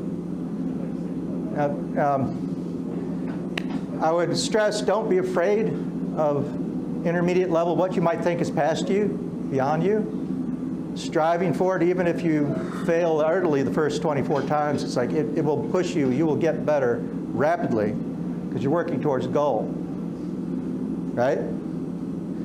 But if you don't try, you'll be making hooks forever, or little bottle openers, or whatever it is that you make, mason jar holders, or whatever the thing is.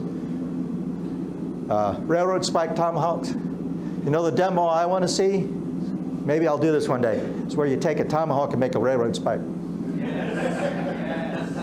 That's one I want to see. Like being a coffee table or making a pallet out of coffee. Exactly.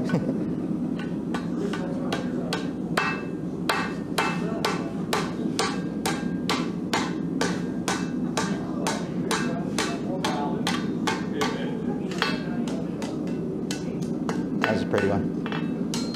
That came together all right.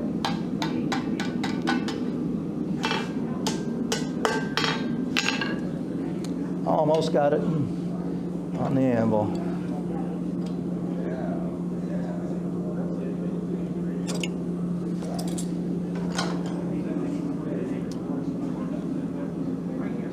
Frank Anighofer scolded me for making scrolls prettier than his. I took that as a compliment.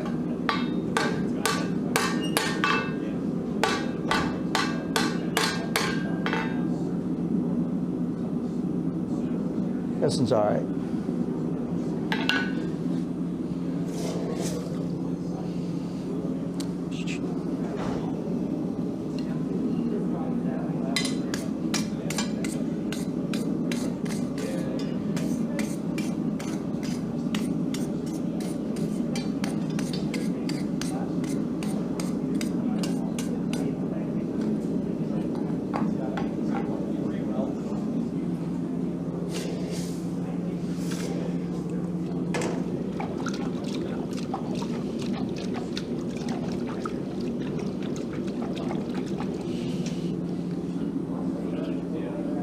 That's cool.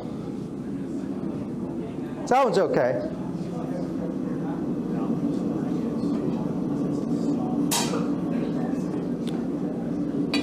How are we doing for time? I'm not paying attention. Pretty good shape. I should talk some more.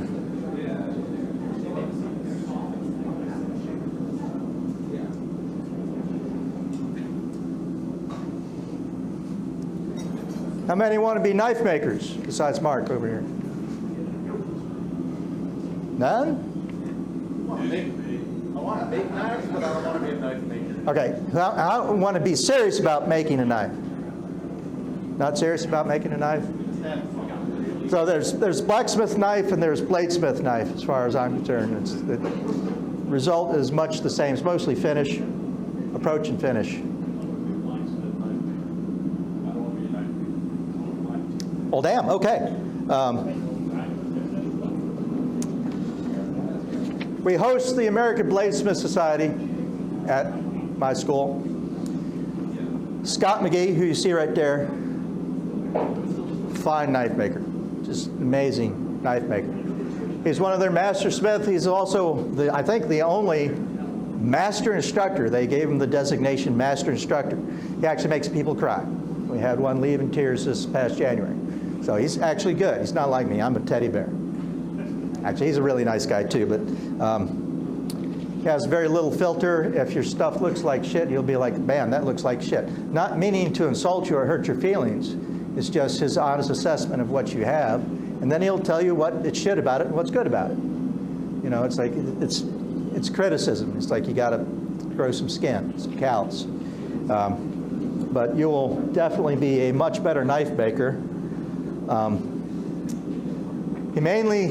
Twice a year he does a 2-week intro course for the ABS. He feels about their intro course kind of like the way I feel about the national curriculum. It's like, not exactly. But the ABS is like the only thing they're required to teach you is the bend test knife, which is you make a chopper, okay? It has to cut through a 2x4 twice and still be able to shave hair.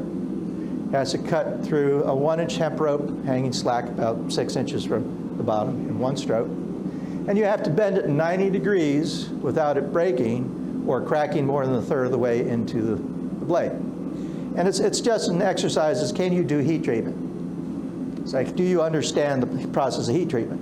And he says it would never be a knife that you make to sell or to keep or to even give away. It is a trick knife. It is a knife designed for a test. It's like when I did it, I think it was probably 20, 25 years ago when he did it. Famous knife maker was his instructor, in fact, two of them. They did all the heat treatment, and he went home after 2 weeks and spent a bunch of money camping out in a tent because the only way he could afford to do it. He went home with a broke knife, thinking that's how you make a knife. And he's like, I learned different. I was pissed. So what he does is like you get through that bend knife test, and usually between 4 and 5 days. First week, it's done. Then he spends the rest of the time teaching you how to make a knife you want to keep or sell. All right, basic skill sets, nothing fancy, no pattern weld, no integral handles, no, pin tags, nothing like that, just straight up scales, just a nice, high quality, well-crafted blade that's properly heat treated, okay? And so you go home with some actual skills and some actual knowledge that can get you started making knives. So he gives extra value, and he's gotten into all kinds of trouble with the ABS powers that be, except for the treasurer, who's his buddy. All right? So he's gotten in all kinds of trouble, but it's like, you're destroying our traditions and stuff like that, but he has the highest success rate of any of their instructors. Bar none. I mean, it's just not even close.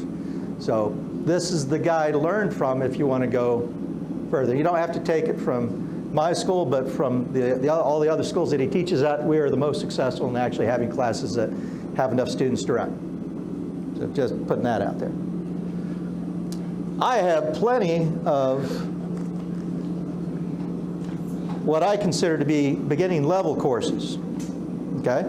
And some of them are tougher than others. All right, I have a hardware class coming up. We make nails, we make a strap hinge, we make a pull handle, we make a locking lift handle, we make a hasp if there's time, okay, which has some elements that are similar to the gate latch, but more complicated.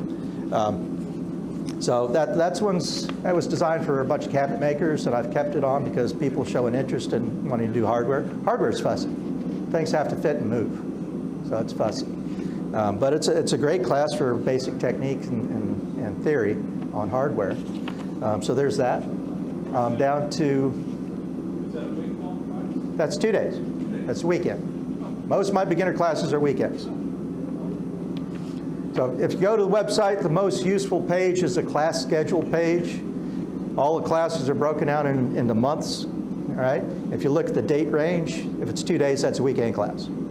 If it's longer than that, that's either an evening class or a week-long class. Usually the week-long classes are guest instructors, and it'll say Douglas Pryor, Ellen Durkin, whoever, Scott McGee, Alan Kress.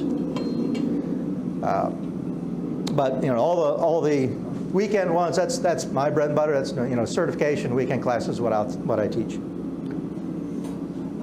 Well, we've got one that's, I think is a great beginning level. I've never picked up a hammer before class, which is a grilling tool set.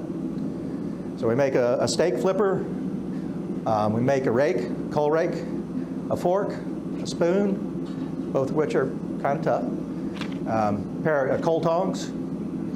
There's one I'm forgetting. It'll come to me. Frying pan. As time allows, a little bottle opener because you got to have your beer when you're grilling. Yeah. It's a bunch of tools. There are a lot of repeated exercises, like the handles are all the same, or as same as you can make them, so you get an opportunity to practice same skill sets. Okay. So everything from that level, which I consider is like you've just started, to the hardware class, which is I need a little more of a challenge. I almost never call something an intermediate level because that scares everybody off. Oh, I'm not ready for an intermediate level. It's like all you need is know how to light the fire and pick up a hammer correctly. Not, so you've done a beginner's class, you're ready for intermediate. Push your skill set. It may not come out looking like you're ready to sell it, but damn, you just started. It's okay. But build on what you know, right? You can't be a beginner your entire time. But it'll say beginner, because nobody signs up for intermediate. We do pattern weld. Okay, I'm going to get up on my high horse. It's not Damascus. It is not a billet, and there's no goddamn thing as a cold shut. Okay? You'd say any of those things in my school, I might penalize you with extra tuition. All right? Has anybody heard of Verhoeven? Metallurgy for blacksmiths and knife makers. He did a treatise you can get online. He's a professor emeritus of metallurgical, ferrous metallurgy. Anyway, so he was really interested in this whole Damascus question, the lost art of Damascus, and da-da-da-da-da. And so he researched it. It's like, I didn't realize until I read his paper on how he rediscovered the process that that lost art was like lost in the 1930s, not that long ago. It's like there are British records that talk about where it was done and how it was done, that he found from the 1920s. You know, and it was dying out. It was not what it had been, but it was still around. And it was a foundry in India that made pucks of cast material that were shipped to the Middle East. That was the raw material that the smiths there used to make their Damascene armor and weapons, and it had this pattern in it.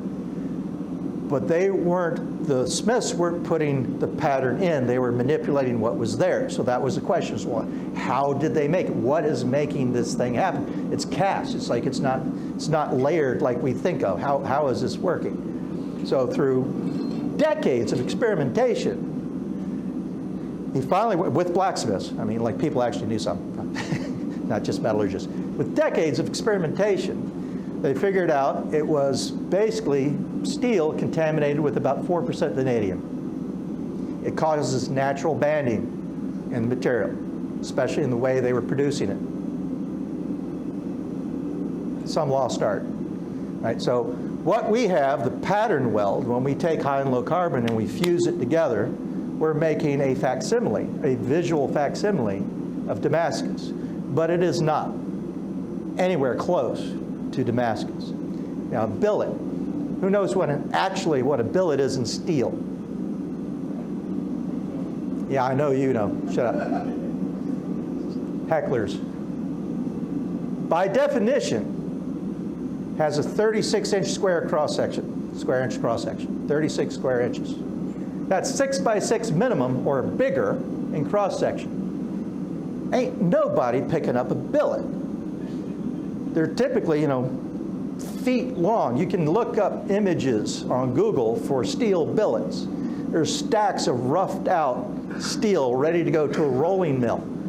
That's a billet. Now in jewelry, there's a whole different definition, which I am not qualified to answer because I don't know it per se, but I know they call little pucks that they've melted jewelry down into little ingots, and they roll it, and that's a billet, okay? And there's a lot of jewelry work in knife making. Guess what? Crossover terminology. And now we're all talking about Damascus billets, and it just drives me insane. There ain't no such thing in this shop. Ain't happening. Now, of course, it's one of those things. It is in such common usage, it might as well mean what we're saying. But we should acknowledge the fact that it is not that. Pattern weld blank. So in steel, bloom, the raw thing. You've made metal out of rock. Billet is the first working of it, roughed out. A bar is what's rolled, it's what we buy in 20 or 12-foot lengths, hot roll, cold roll. And a blank is what you cut out of that bar to make into something. So it is a blank that we have created of pattern weld blanks. Cold shut. So a bazillion years ago, when dinosaurs still roamed the earth, I had my first mentor who was worth talking about. I was 19 or 20 years old. Yes, 19. That was Bill Fiorini. I don't know if anybody ever knew Bill Fiorini. Amazing jeweler, pattern weld artist. He did knives, he did gun barrels, he did jewelry, did furniture. He was I learned a lot of the composite forms I learned from him.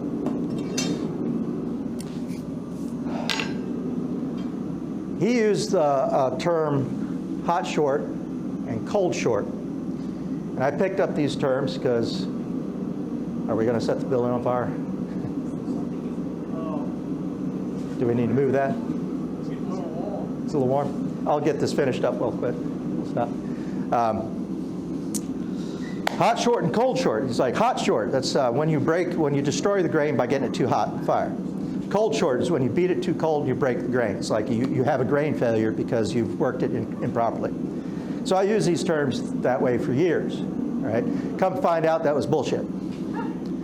They are actually used in casting. These terms are used in casting. Right? When the casting is too cold and doesn't fill the mold and you have a void, that's cold short. When it boils in the mold and it creates a cavity, that's hot short.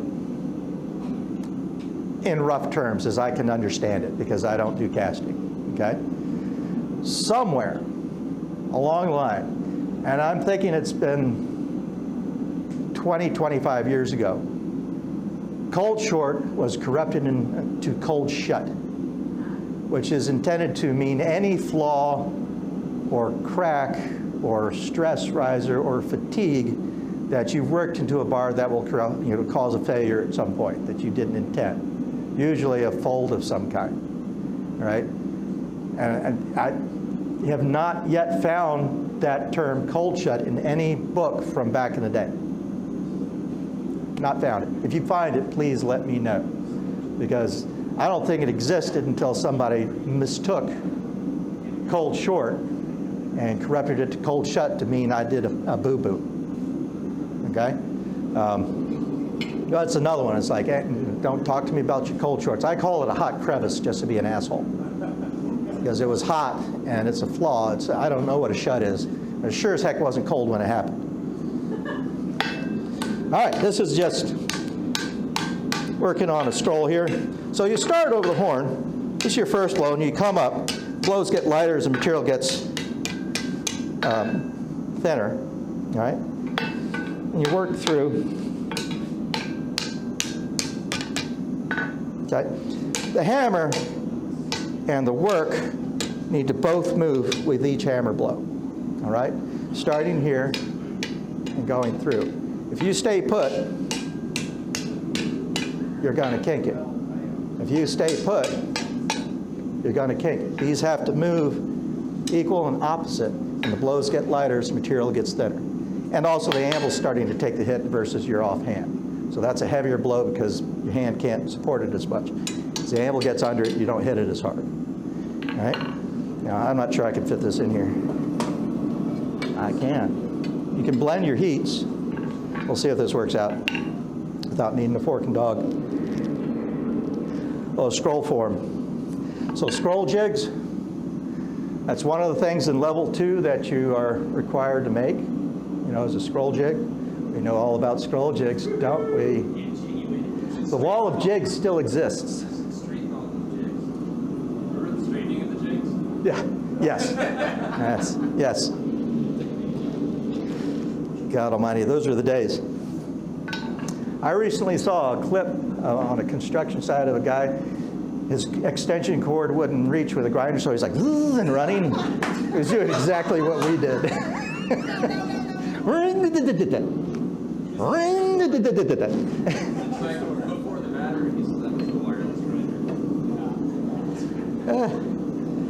I just had to laugh. Back in the day at Stokes, man, Keystone Cop's doing blacksmithing. Jesus Christ. We had an old U-Haul panel van that had been painted white that we used as an install vehicle, and it broke down. And it broke down with all our tools in it, and we had to go up to New York and install a project. We needed tools out of the truck. We're like, okay, so we loaded up the other truck that we had, and we drove to the mechanics. And like, okay, let's get into the panel truck and load up. It's like, who's got the key? Nobody had the key to the panel truck. Couldn't open the back, had a padlock on it. We didn't bring that key. Damn it.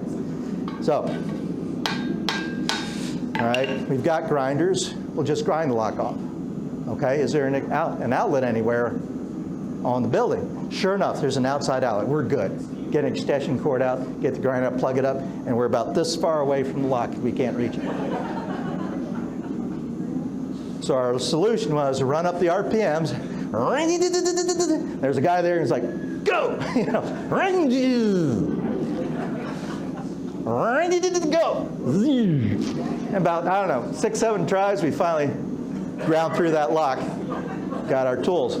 That was right on, you know, Meade Avenue in Charlottesville. I can't imagine what people driving by thought about all that. I got to stop there. All right. And here. Okay, so with a coal forge, we would blend our heats and keep going, bringing it. So you give it a little bend, so you'd have like a bend with a little bit of flat in between. And then you put it here, you hit it, kind of a blow back at your, kind of at the anvil, supporting the flat spot between the bend and hitting the crown basically on either side of the flat spot has pressure, and it bends. And continue, and that's how you can form an evenly shaped scroll on the anvil with the hammer without necessarily needing the fork and dog. Of course, if you overhit or underhit, you'll get a sharper flat spot, which you can then correct with fork and dog. Now, basic technique, when you want to put bend in on the horn, it's a glancing blow. You're not hammering at the horn. When you want to take bend out, you hammer at the horn, okay? So don't think does not make a nice clean bend. Right? My rule is like this doesn't change usually. It just feeds metal to the hammer as I'm pushing it around that horn. If I'm raising or dropping this hand or doing something, it didn't go like I intended. Okay? So that's Scroll Basics 101. Now, by the time I retired from the ornamental work, my rule was 11 or fewer, I did it by hand. 12 or more, I made a jig. Okay? The time it took me to make a jig, I could usually do 10 or 11 of the thing. All right, just knock them out.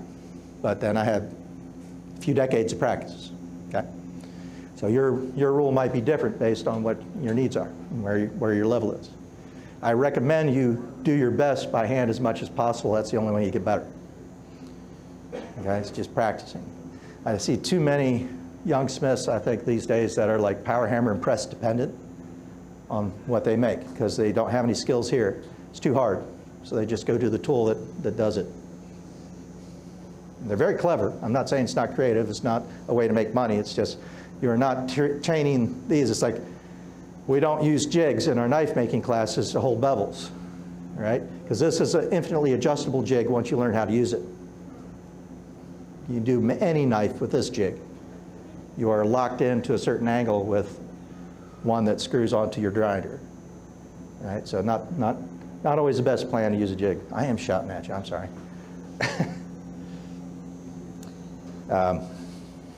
Anyway, the other rule I came up with, and this is Stokes taught me this one, it's like I learned a lot of what not to do at Stokes, England. When you're done with that job, throw that damn thing away. Put it in the scrap bin, get rid of it. You're going to hang on to it. It's like, oh, I can use this in another job. It never actually quite works for the next job or any job ever. You end up with 800 goddamn jigs on a wall that take up space and do nobody any good. All right? It's like best of luck ever trying to find one that just it matches it exactly the way you want it, the way you drew it, the way it should fit.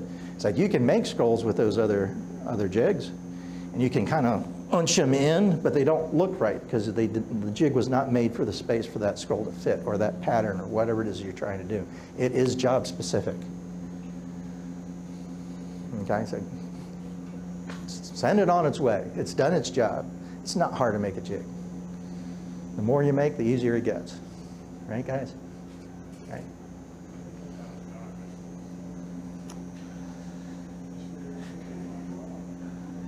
All right.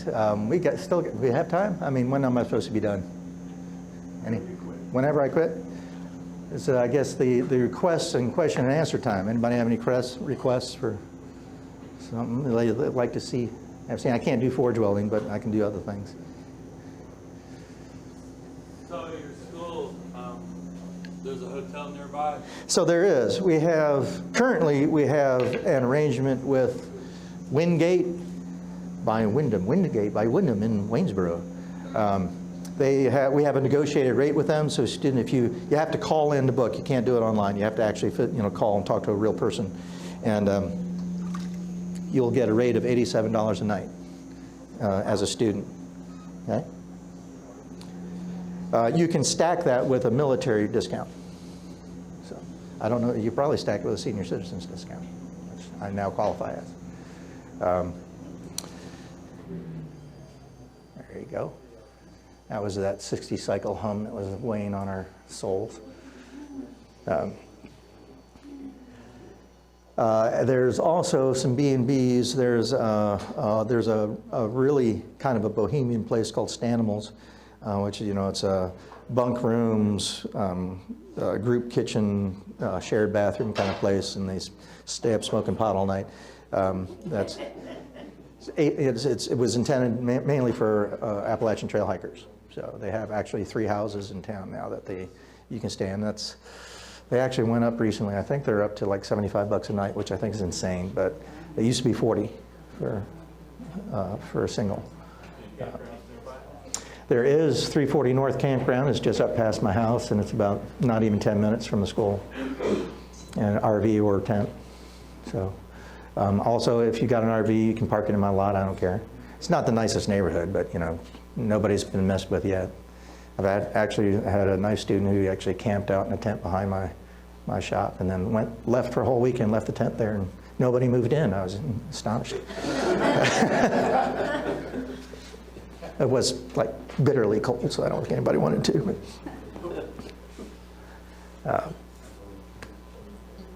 So yeah, there are lodging options. I've been trying to reach the manager of the new Holiday Inn and try to get a negotiated rate with them as well.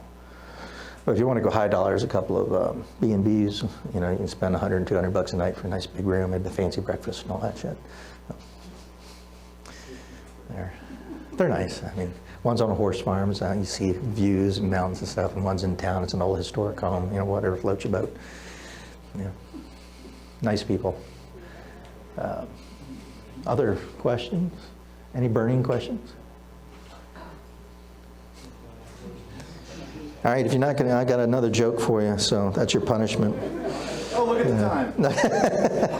Where's the center punch? Where do you get your coal? I buy my coal from Monger Coal.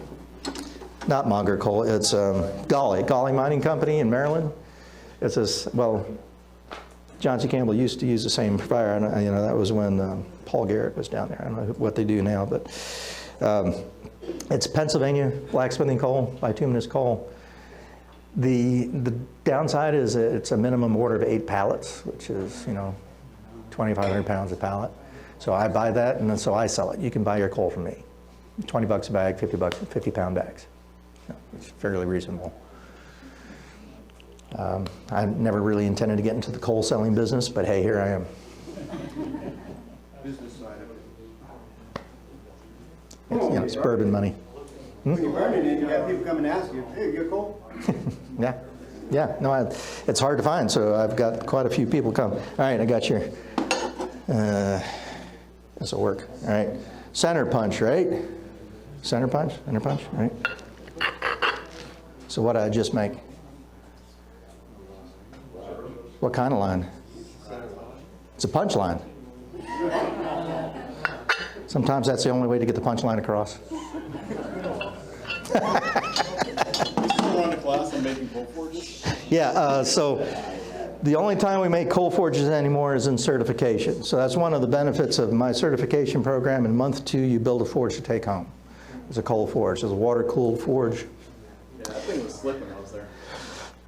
Yeah, so, and then in Kosira, in Joe's book, you will see the British style of water-cooled forges, which I always make fun of. It's like years, when we were first starting to learn how to melt rock and get metal out of it, do something with it. The only refractory had was dirt.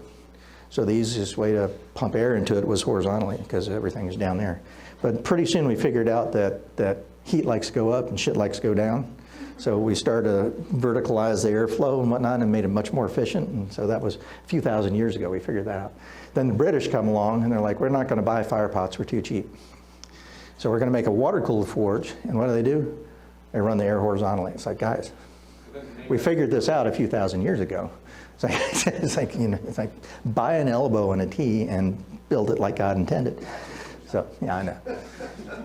So a water-cooled forge is you got your blower and your tweer, that's the air pipe, in case you didn't know. It's just French for air pipe. You jacket it with a bigger pipe, okay? You weld it on the end so that there's, you know, it seals the end of the two pipes, but the air can come out the middle. And the bigger one's open to a water tank that's built around the tweer, so water can get from the tank between the two pipes, and it cools it from the backside the whole time. Brilliant idea, terrible execution. It's a British thing. It's like, you know, Jaguar automobile.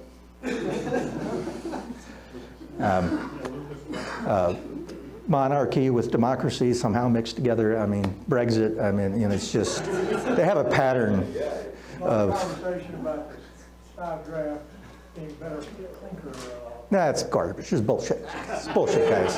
It's like, it's bullshit. It makes this weird elbow-shaped hot spot that's constantly trying to burrow through the side of your fire. It's just, it's garbage. It does not work for shit. All right? Great idea, terrible execution. So I redesigned it. I mean, it's fucking garbage. No, I mean, we use them at Stokes for years. I got it. Just, you know, it takes a long time to become proficient with that weird shaped fire, and maintaining it is a whole skill set in itself. And you know, because you don't have gravity on your side, it's almost impossible to bank and keep it banked well, because it's always undercutting. You know, it's trying to burn through because the air's coming out sideways. So it's a mess. And you use in both the British style and my style, you use fly ash as your bowl. So there's no fire pot in either forge. So you use the fly ash as your refractory to make a bowl shape, which is nice because you can change the shape of your bowl, the depth or shape of the bowl easily. Whereas if you buy a wheelwright's forge and want to make hooks, you're going to burn a lot of coal for making hooks. And if you buy a riveter's forge to make garden gates, you're going to burn a lot of coal trying to get that. It's like it's designed to do its thing, whereas mine will do both, based on how you build your fire. All right, so in mine, the tank is built L-shaped. It comes under the forge, and the pipe comes up straight through. All right, and so there's sheet metal with a pipe in it, and a water tank around it. So, you know, the fire sits on top of water-cooled steel. It's just quenched from underneath the whole time. Yeah. You'll have an air pocket problem with the... Burp them. So when you first build it and fill the tank, lift the tank so that the air comes out of it. Every now and then there'll be some boiling and stuff that goes on in there, and it'll bubble and come up and do its thing, but I've never had an issue with one like geysering on me or anything like that. So now that was my first, when I first, it's like, why has nobody ever done this before? So I built it, I built a big fire, I got behind a trash can lid waiting for it to explode. It was fine. What's the water level in the tank in respect to the top of the outtake? That's, I have a 6-inch margin, and you know, an inch down is about, the water expands as it heats, so an inch down it won't piss out. So that's normal. 2 inches down, I'm like, meh, I should fill that up. 3 inches down, I'm like, 4 inches down, I'm worried. 5 inches down, I'm like, red alert. 6 inches down, it's over. Now, have you ever had an issue with getting a pinhole or anything in the end? No, not yet. I had one which had some pretty serious rust on it. So I cut away. That's another nice thing about it. I don't have to go hunting through Amish country looking for a fire pot that fits my forge that isn't already destroyed or costs $800. I cut it out with a torch in this case. Plasma cutter would do it too. Cut out the material that's questionable, weld in a new piece, fill it up and go to town. It takes, you know, $5 of material and half an hour work. You got a new forge.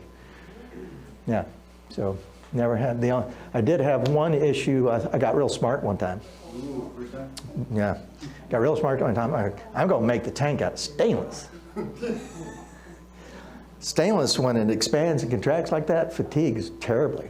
And so it would just start getting these concentric rings of cracks around the twir, which leaked. And so that didn't work. Mild steel is much more forgiving, so deal with the rust.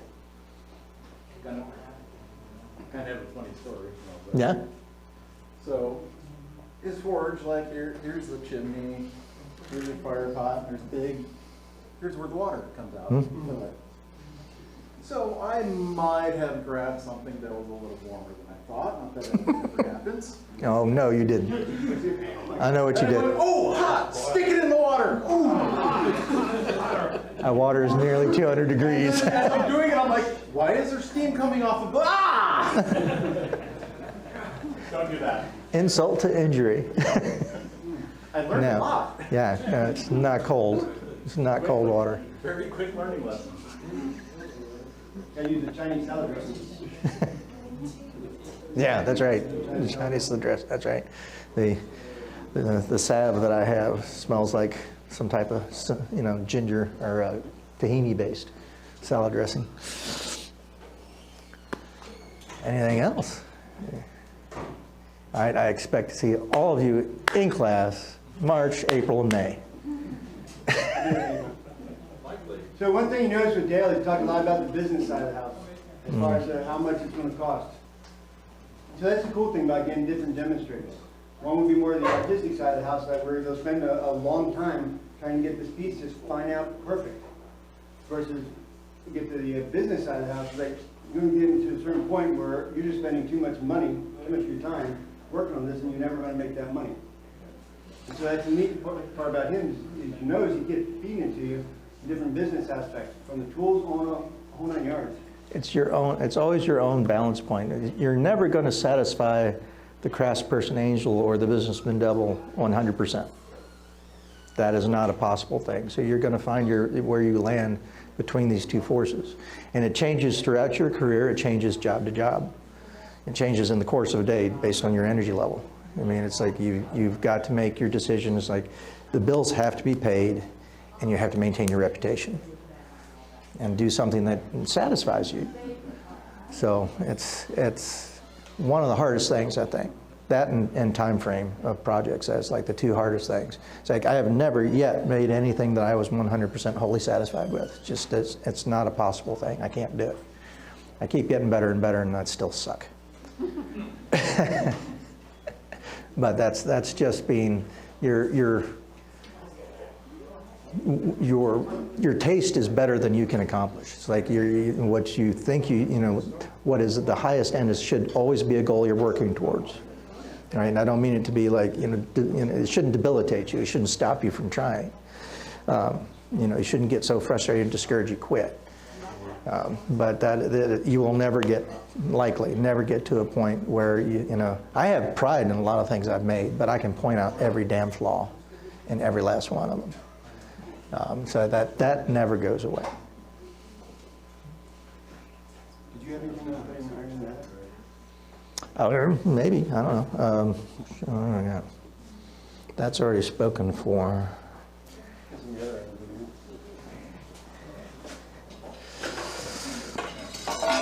This has a nicer finish than that one. Throw that one in there. I'm going to make another one here in a couple of months.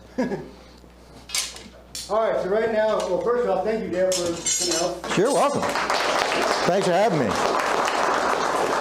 Thanks for putting up with my puns.